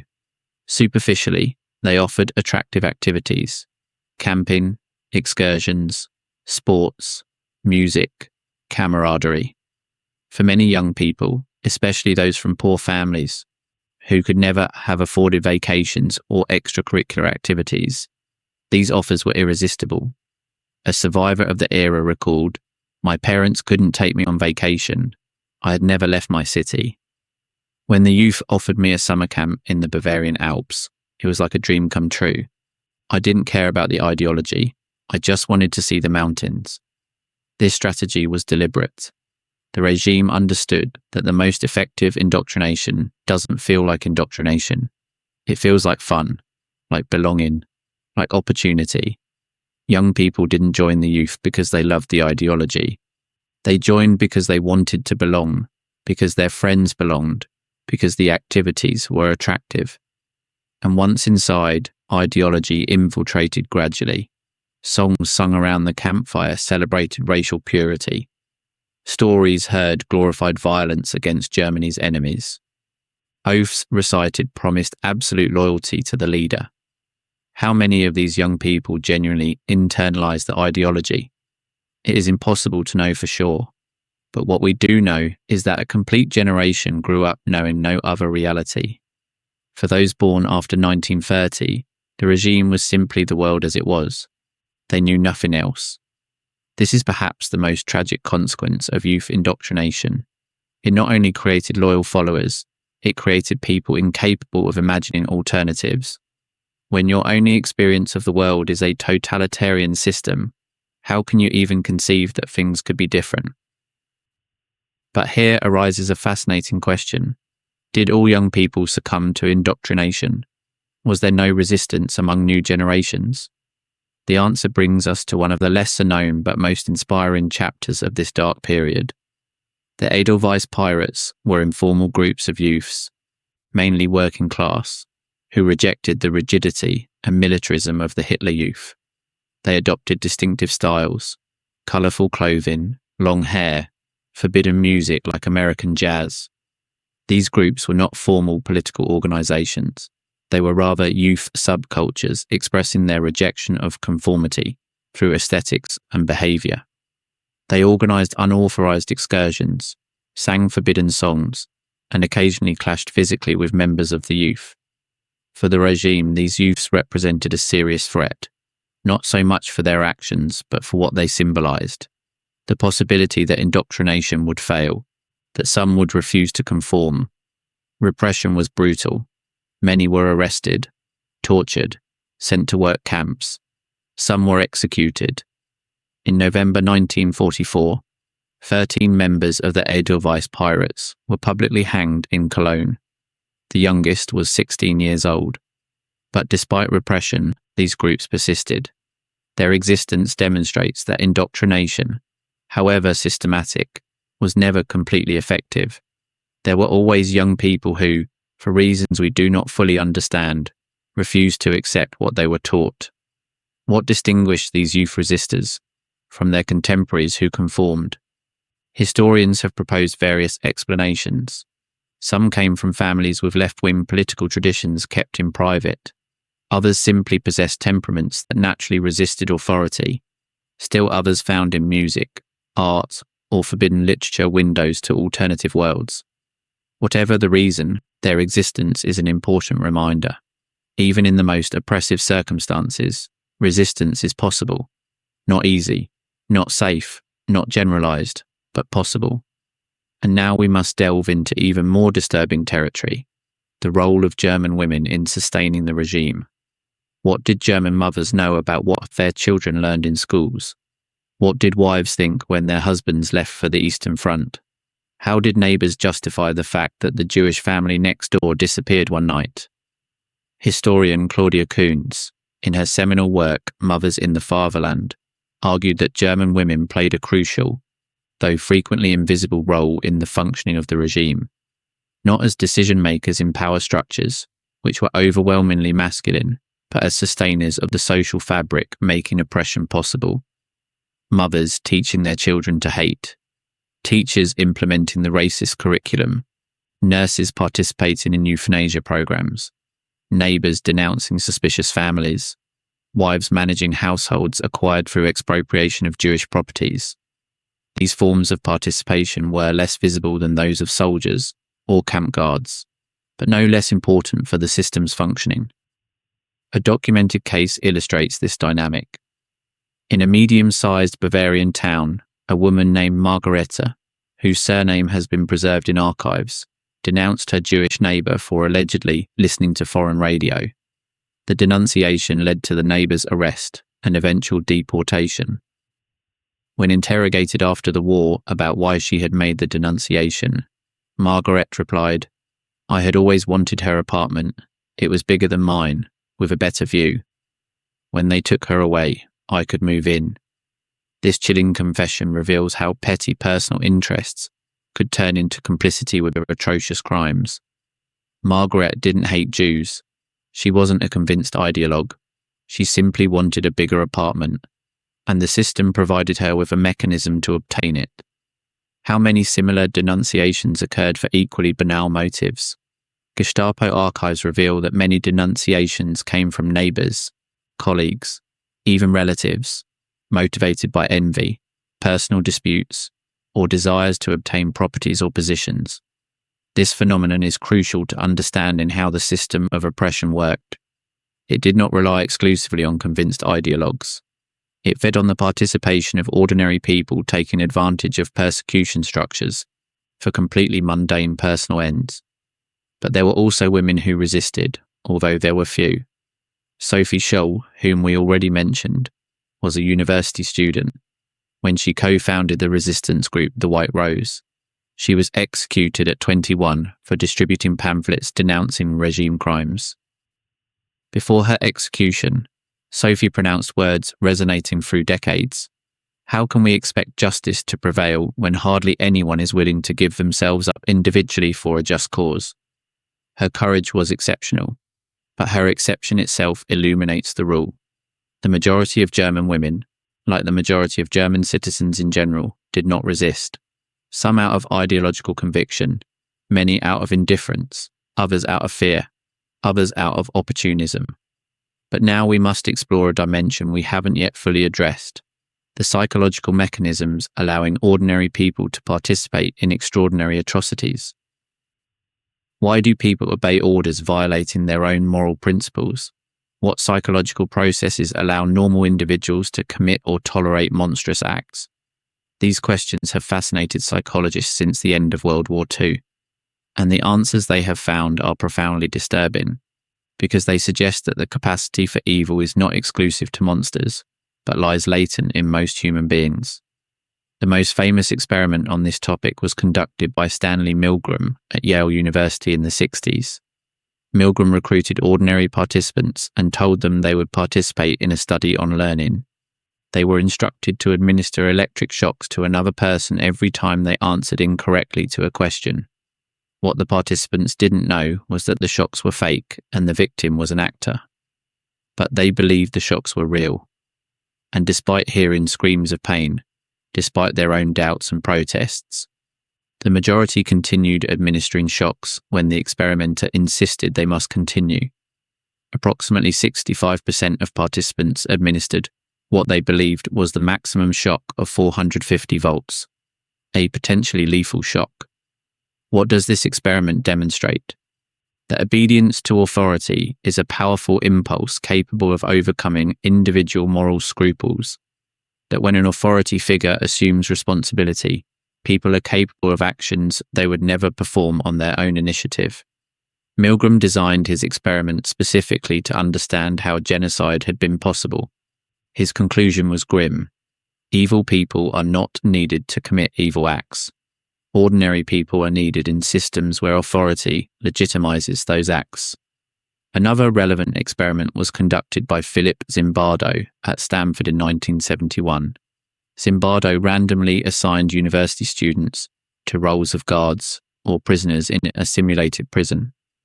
The experiment had to be cancelled after only 6 days because guards had begun to abuse prisoners psychologically in increasingly cruel ways. What does this experiment demonstrate? That social roles have transformative power over behaviour, that normal people, placed in positions of power over others, can rapidly adopt abusive behaviours. These experiments have been criticised for methodological and ethical issues, but their basic findings have been replicated in multiple contexts and cultures. Obedience to authority and influence of social roles are universal human phenomena, not peculiarities of Germans or any other nationality. This universality is precisely what makes these findings so disturbing. They suggest that what happened in Germany could happen anywhere, under appropriate circumstances, not because some populations are inherently evil, but because human beings, in general, are vulnerable to certain social and psychological pressures. But there is another psychological mechanism we must examine: diffusion of responsibility. When an action is performed by a group or a chain of command, individual responsibility is diluted. Each participant can convince themselves that their individual contribution is insignificant, that they are only following orders, that true responsibility lies with others. This mechanism was crucial for the functioning of the extermination system.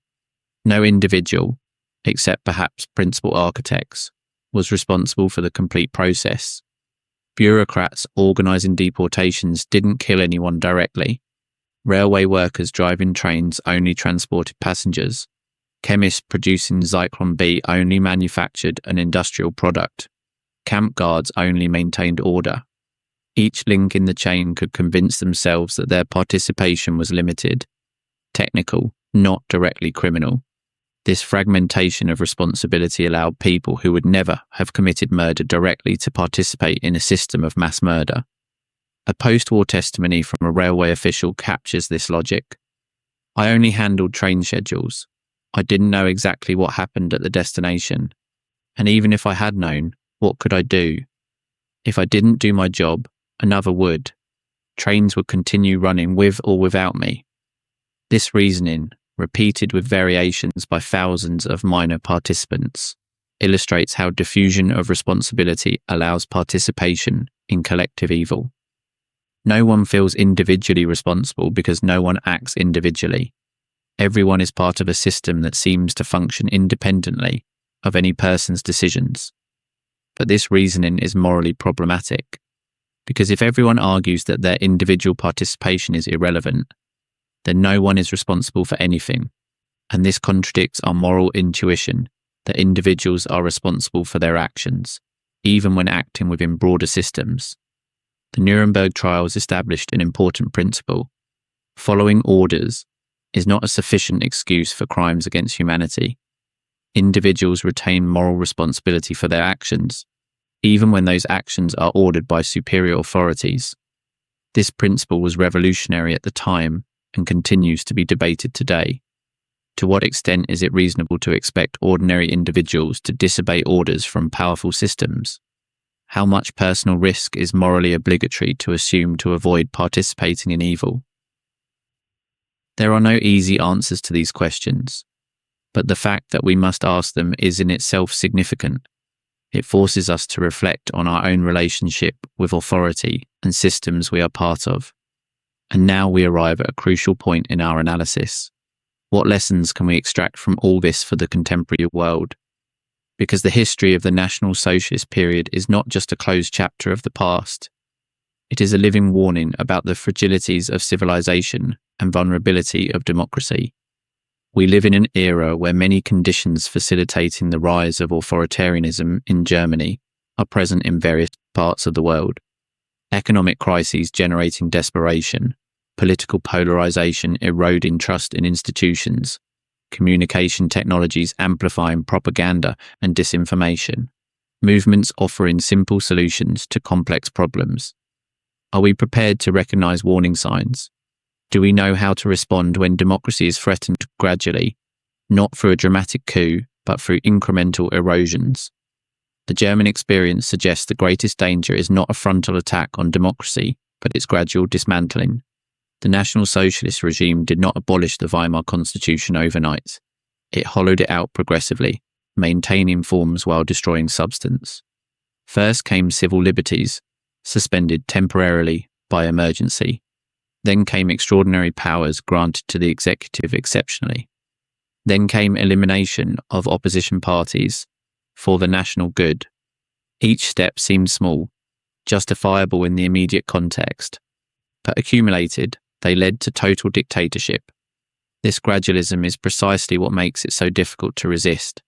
There is never a clear moment where the line is crossed, where it is obvious one must act. Each new normality is built on the previous one, and citizens adapt to each change before facing the next. A contemporary observer of the 30s, American journalist William Shirer, wrote about this experience. It was like a disease. You don't realize you're sick until it's too late. Every day you feel a little worse, but every day seems normal, because it's just a little worse than yesterday. This metaphor of a gradual illness captures something essential. Human adaptation, usually a strength, becomes weakness when the environment we adapt to becomes increasingly toxic. How can we protect ourselves against this dangerous adaptation? Studies on democratic resilience suggest various strategies. First, it is crucial to maintain institutional memory of what constitutes democratic normality. When limits are violated, there must be voices reminding that this is not normal, that things were different before, that there is another way of doing things. Second, it is important to strengthen intermediate institutions, democratic political parties, unions, civil organizations, independent media, churches, and religious communities. These institutions provide alternative structures of identity and belonging capable of resisting totalitarian absorption. Third, it is essential to cultivate critical thinking at individual and educational levels. Populations knowing how to evaluate sources, identify propaganda, and question authority are more resistant to manipulation. Fourth, it is necessary to maintain international connections.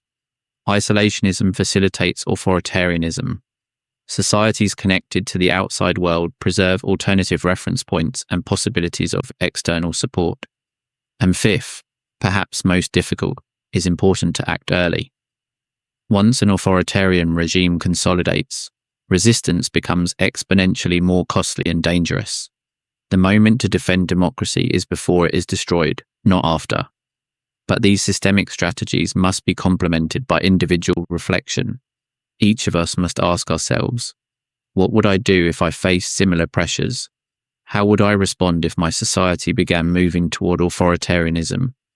We cannot know for sure how we would respond, but we can prepare ourselves. We can cultivate relationships and communities that would sustain us in difficult moments. We can practice small acts of integrity, strengthening our capacity for big ones. We can educate ourselves on history to recognize dangerous patterns when they emerge. And we can commit now, in times of relative normality, to principles that would guide our actions in times of crisis. Because when crisis arrives, it is often too late to decide what values we defend. But let us delve now into documented specific cases, illustrating moral complexities faced by ordinary Germans. The case of Kurt Gerstein is particularly revealing. Gerstein was a devout Christian who joined the SS in 1941, with the declared goal of infiltrating the system and documenting its crimes from within. Gerstein was assigned to the SS Hygiene Department, where his work included distributing Zyklon B. He personally witnessed extermination operations and was profoundly traumatized. He tried repeatedly to inform the world about what was happening, contacting Swedish diplomats, the Catholic Church, and other figures who could spread the information. His warnings were mostly ignored or dismissed as exaggerations. Frustrated and tormented, Gerstein continued working within the system while trying to sabotage it, delaying shipments, declaring shipments defective, seeking any way to reduce the efficiency of the killing machinery. Was Gerstein a resistor or a collaborator? The answer is he was both things simultaneously.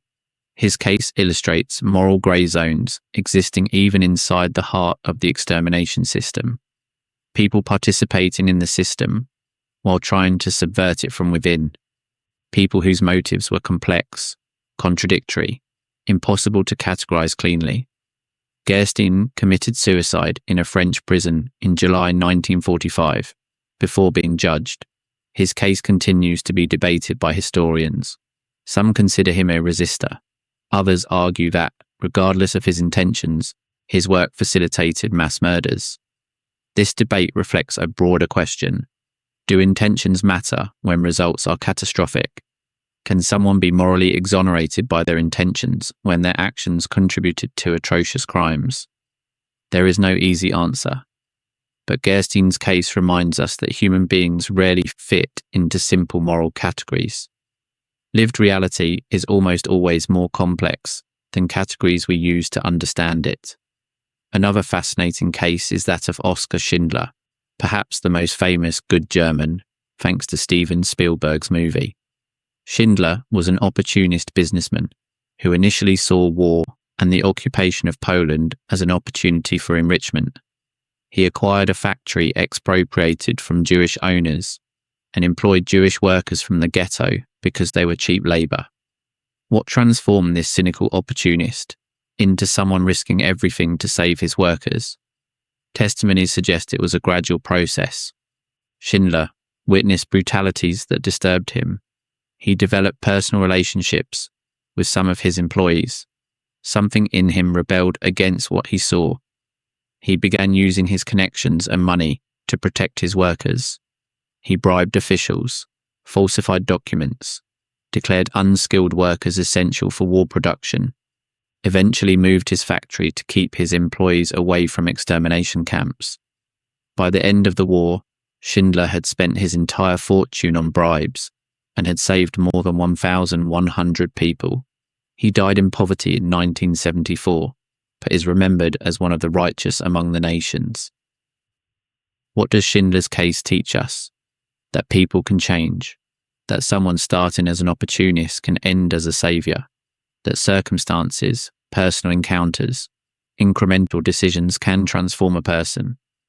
But it also teaches us something more uncomfortable, that Schindler was exceptional precisely because the majority of German businessmen did not follow his example. Many benefited from forced labour without developing scruples. Many saw the same brutalities Schindler saw and looked the other way. What distinguished Schindler from them? Why did he act when others didn't? There is no satisfactory answer. We can list factors: his charismatic personality, his capacity to establish personal relationships, perhaps something in his education or previous experiences. But no explanation is complete. In the end, Schindler made decisions others didn't, and those decisions saved lives. And this leads us to a crucial reflection.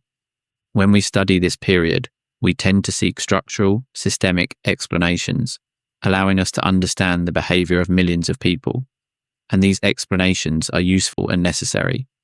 But we must not forget that, in the end, actions are taken by individuals, and individuals retain, even in very reduced spaces, capacity for choice. Germans who resisted were not superhuman. They were ordinary people who, in crucial moments, chose differently. Their choice was not guaranteed by their social class, education, religion, or any other structural factor. It was a personal choice, mysterious ultimately, distinguishing them from those who chose to conform. This reality is simultaneously discouraging and hopeful. Discouraging because it means there are no guarantees, no formulas ensuring moral behaviour under pressure. Hopeful because it means moral choice is always possible, that we are not completely determined by our circumstances. But let us continue exploring other aspects of daily life under the regime not yet examined in detail. What was religious life like in Germany those years? What role did churches, both Protestant and Catholic, play in supporting or resisting the regime? The relationship between the National Socialist regime and churches was complex and evolved over years. Initially, the regime sought to accommodate churches, recognizing their influence over broad sectors of the population. The Concordat signed with the Vatican in July 1933 seemed to guarantee certain autonomy to the Catholic Church in exchange for its withdrawal from political activity. But this accommodation had limits. The regime aspired to control all aspects of social life, including the religious sphere. Efforts to create a Reich Church, unified Protestant church under state control, generated resistance among some sectors of German Protestantism. The Confessing Church, led by figures like Martin Niemöller and Dietrich Bonhoeffer, opposed attempts to Nazify German Protestantism. Bonhoeffer, in particular, was one of the clearest voices denouncing persecution of Jews and eventually participated in the conspiracy to assassinate the regime leader. He was executed in April 1945, weeks before the war ended.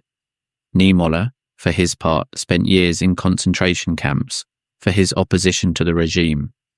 After the war, he wrote the famous reflection beginning, "First they came for the socialists, and I did not speak out because I was not a socialist." This reflection has become one of the most cited reminders of the dangers of passivity in the face of injustice. But Niemöller and Bonhoeffer were exceptions. The majority of religious leaders, both Protestant and Catholic, maintained a posture of accommodation or silence regarding regime crimes. The Catholic Church, despite opposing certain aspects of National Socialist ideology, did not publicly denounce the persecution of Jews. Pope Pius XII's silence during the extermination remains one of the most debated topics among historians of the period. Why did churches fall silent? Explanations are multiple. Fear of repression against their institutions and faithful. Anti-communism making the regime look like the lesser evil against the Soviet threat. Traditional anti-Semitism existing in certain Christian traditions. concern for protecting institutional interests of churches. But there were also moments of partial resistance. We already mentioned Bishop von Galen's sermons against the euthanasia program in 1941. These sermons demonstrate public protest was possible and could be effective, at least when coming from established figures and concerning victims who were non-Jewish Germans. What makes church silence regarding Jews more damnable is precisely that they demonstrated being capable of protesting when they wanted. They chose to protest for euthanasia of Germans with disabilities. They chose not to protest for extermination of Jews.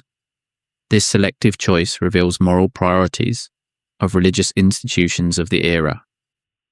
But beyond institutions, what happened with the religious faith of ordinary Germans? How did they reconcile their religious beliefs with what occurred around them? Testimonies reveal a variety of responses.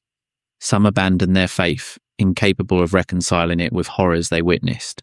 Some reinforced it, finding in religion a private refuge against official ideology. Some compartmentalized, maintaining their faith in a sphere separated from their public life and daily actions. A particularly revealing testimony comes from a Catholic woman from Munich, interviewed decades later. I went to Mass every Sunday. I prayed for my family, for my children, for soldiers at the front. I never prayed for Jews. It didn't occur to me. They weren't part of my world. This confession illustrates how limits of the moral community can contract under pressure. Capacity for empathy, for moral consideration for others, can reduce dramatically when those others have been defined as external, as different, as not deserving concern. And this leads us to examine the role of propaganda in constructing these moral borders. Regime propaganda did not just disseminate false information. It redefined moral categories. It turned neighbours into strangers, transformed citizens into threats, created a world where violence against certain groups was not only permitted but presented as necessary, even virtuous. Language itself was weaponized. Jews were described as parasites, bacilli, rats. Terminology dehumanizing them, placing them outside the category of human beings deserving moral consideration. This linguistic dehumanization prepared the ground for physical dehumanization. When you have been trained to see a group as pests, eliminating them becomes not murder, but sanitation. Violence transforms from crime into public hygiene. Psychologists call this process moral disengagement. It is the capacity to suspend normal moral standards in relation to certain groups or circumstances, and it is a universal human phenomenon, not exclusively German. Studies on genocides and atrocities in different historical and geographical contexts reveal similar patterns of dehumanization.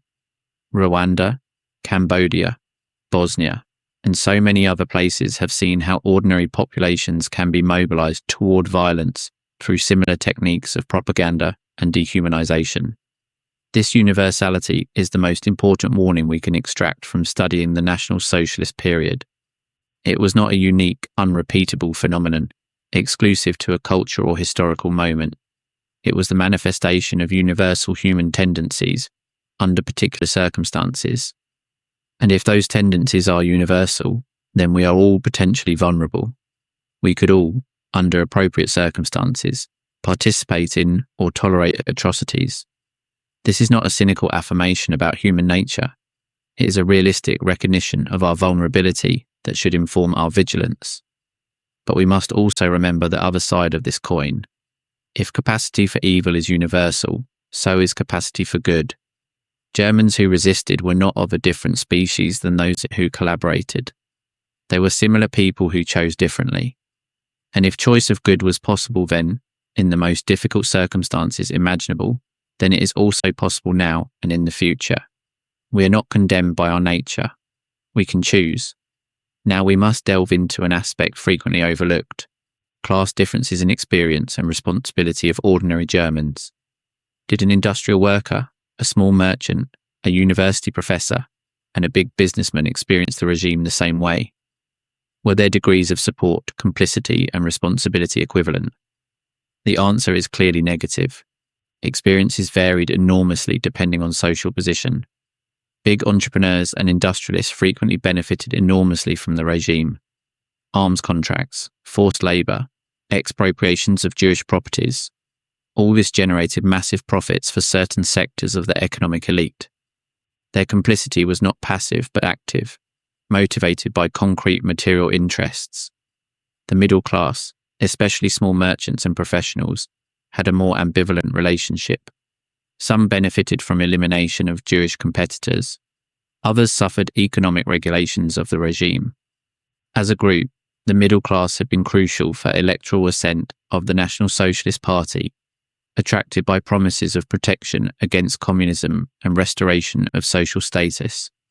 Industrial workers, who had been mostly loyal to left-wing parties before the regime, experienced a mixture of repression and co-optation. Their organizations were destroyed, but they also received benefits like the Strength Through Joy program and promise of stable employment. Economic recovery benefited many workers materially, although at the cost of their union and political freedoms. Peasants and rural inhabitants frequently remained more distant from politics, though not immune to it. Regime ideology glorified peasant life as a reserve of German virtues, but economic policies frequently harmed small farmers. These class differences matter because they affect how we evaluate responsibility.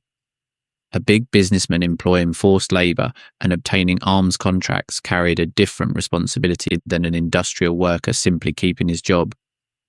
A university professor rewriting history to conform to official ideology carried a different responsibility than a peasant simply cultivating his land. This doesn't mean less powerful were exempt from responsibility, but it does mean we must be careful when making generalizations about Germans, as if they were a homogeneous group.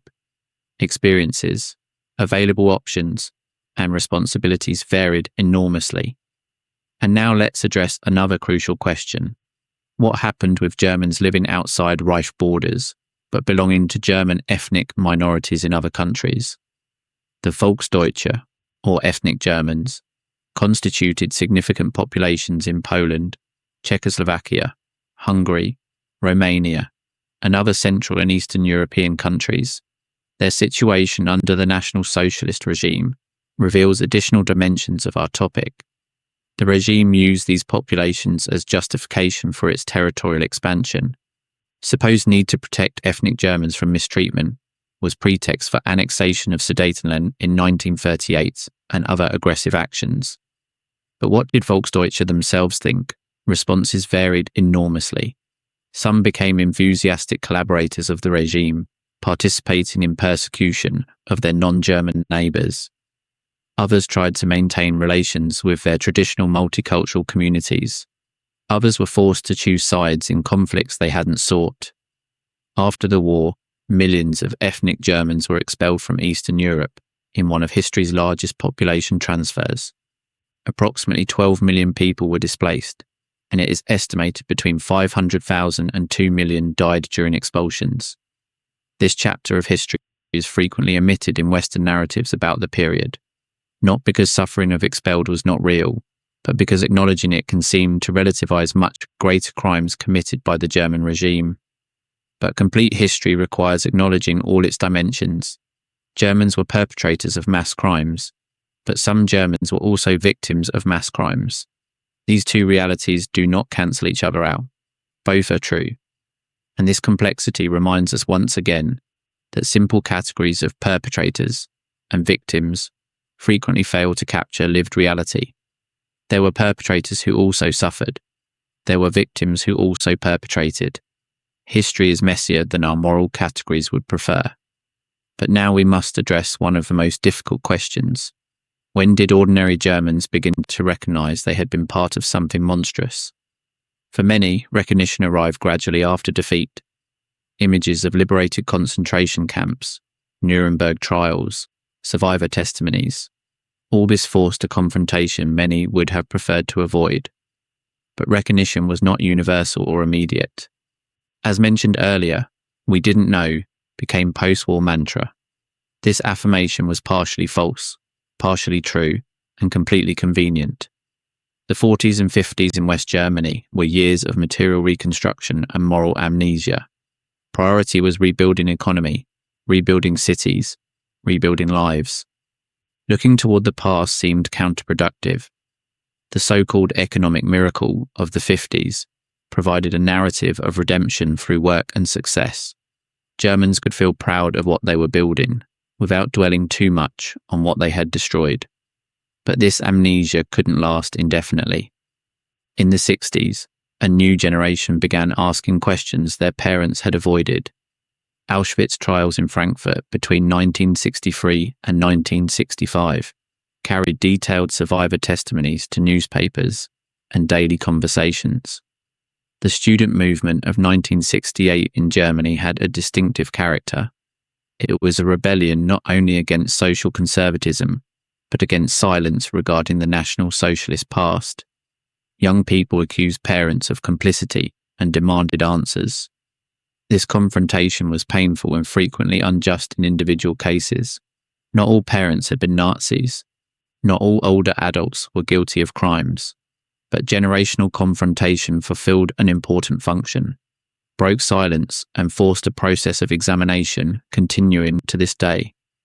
The term Vergangenheitsbewegung, signifying approximately overcoming the past or confronting the past, became central concept of German post-war political culture, denotes sustained institutionalized effort to remember crimes and learn from them. This process has included monuments like Memorial to the Murdered Jews of Europe in Berlin, inaugurated in 2005, included educational programs mandatory on National Socialist period in all German schools, included commemoration ceremonies, museums, archives open to public. Has this process been successful? Evaluations vary. On one hand, Germany has done more than the majority of countries to confront a criminal past. On the other hand, process has been criticised for becoming ritualistic, for turning into a way to close the past rather than learn genuinely from it. And in recent years, emergence of extreme right movements in Germany has raised questions about durability of supposedly learned lessons. Can a country that has confronted so extensively its authoritarian past still be vulnerable to new forms of extremism? The answer apparently is yes. Because historical memory, however important, is not permanent vaccine against evils it remembers. Each generation must choose again. Each historical moment presents its own challenges and temptations. And this leads us back to our fundamental question, but now with a broader perspective. Did ordinary Germans really support Adolf Hitler? The answer, after this extremely extensive analysis, must be some yes, some no, many were in the middle, and categories themselves are problematic. Yes, there was genuine, enthusiastic support, ideologically motivated. Millions of Germans believed in vision the regime presented and worked actively to make it reality. Yes, there was genuine, brave opposition, frequently fatal. Miles of Germans risked everything to resist, to save persecuted, to denounce crimes. But majority was at some intermediate point, supported some aspects of regime while ignoring or rejecting others, benefited from certain policies while suffering others, adapted to each new normality without asking too much where it led. And category itself of support is problematic. Does voting for a party count as support? Joining a mandatory organisation? Not protesting publicly? Benefiting from policies without having requested them? Simply continuing to live your life while others are persecuted? Each of these actions or inactions carries different moral weight. Equating them all under label of support obscures more than illuminates. What we can affirm with certainty is this: National Socialist regime was not imposed on a completely resistant population by a small clique of fanatics. Required ample participation, although of very diverse degrees, of German society. This participation was product of multiple factors: effective propaganda, material benefits, restoration of national pride, repression of dissent, psychological mechanisms of obedience and conformity, and yes, also pre-existing prejudices regime exploded and amplified. But neither was it uniform, enthusiastic, universal support. Always were cracks in totalitarian edifice. Always were people who didn't conform completely. Always existed spaces, though reduced, where alternative values persisted. This nuanced image is less satisfactory than simple narratives of collective guilt or victimized innocence, but is closer to historical truth and is more useful to extract applicable lessons to our own time. Because most important lesson is not about Germans specifically, it is about human beings in general.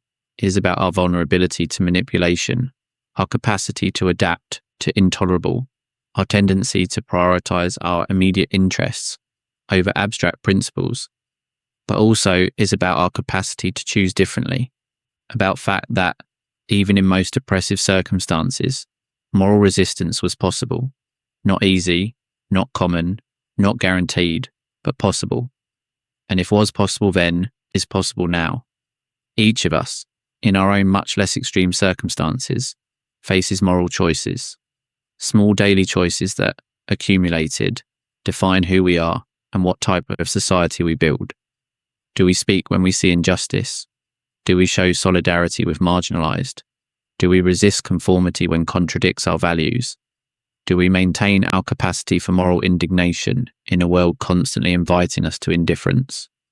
These questions don't have abstract answers, only have lived answers embodied in our actions and daily decisions.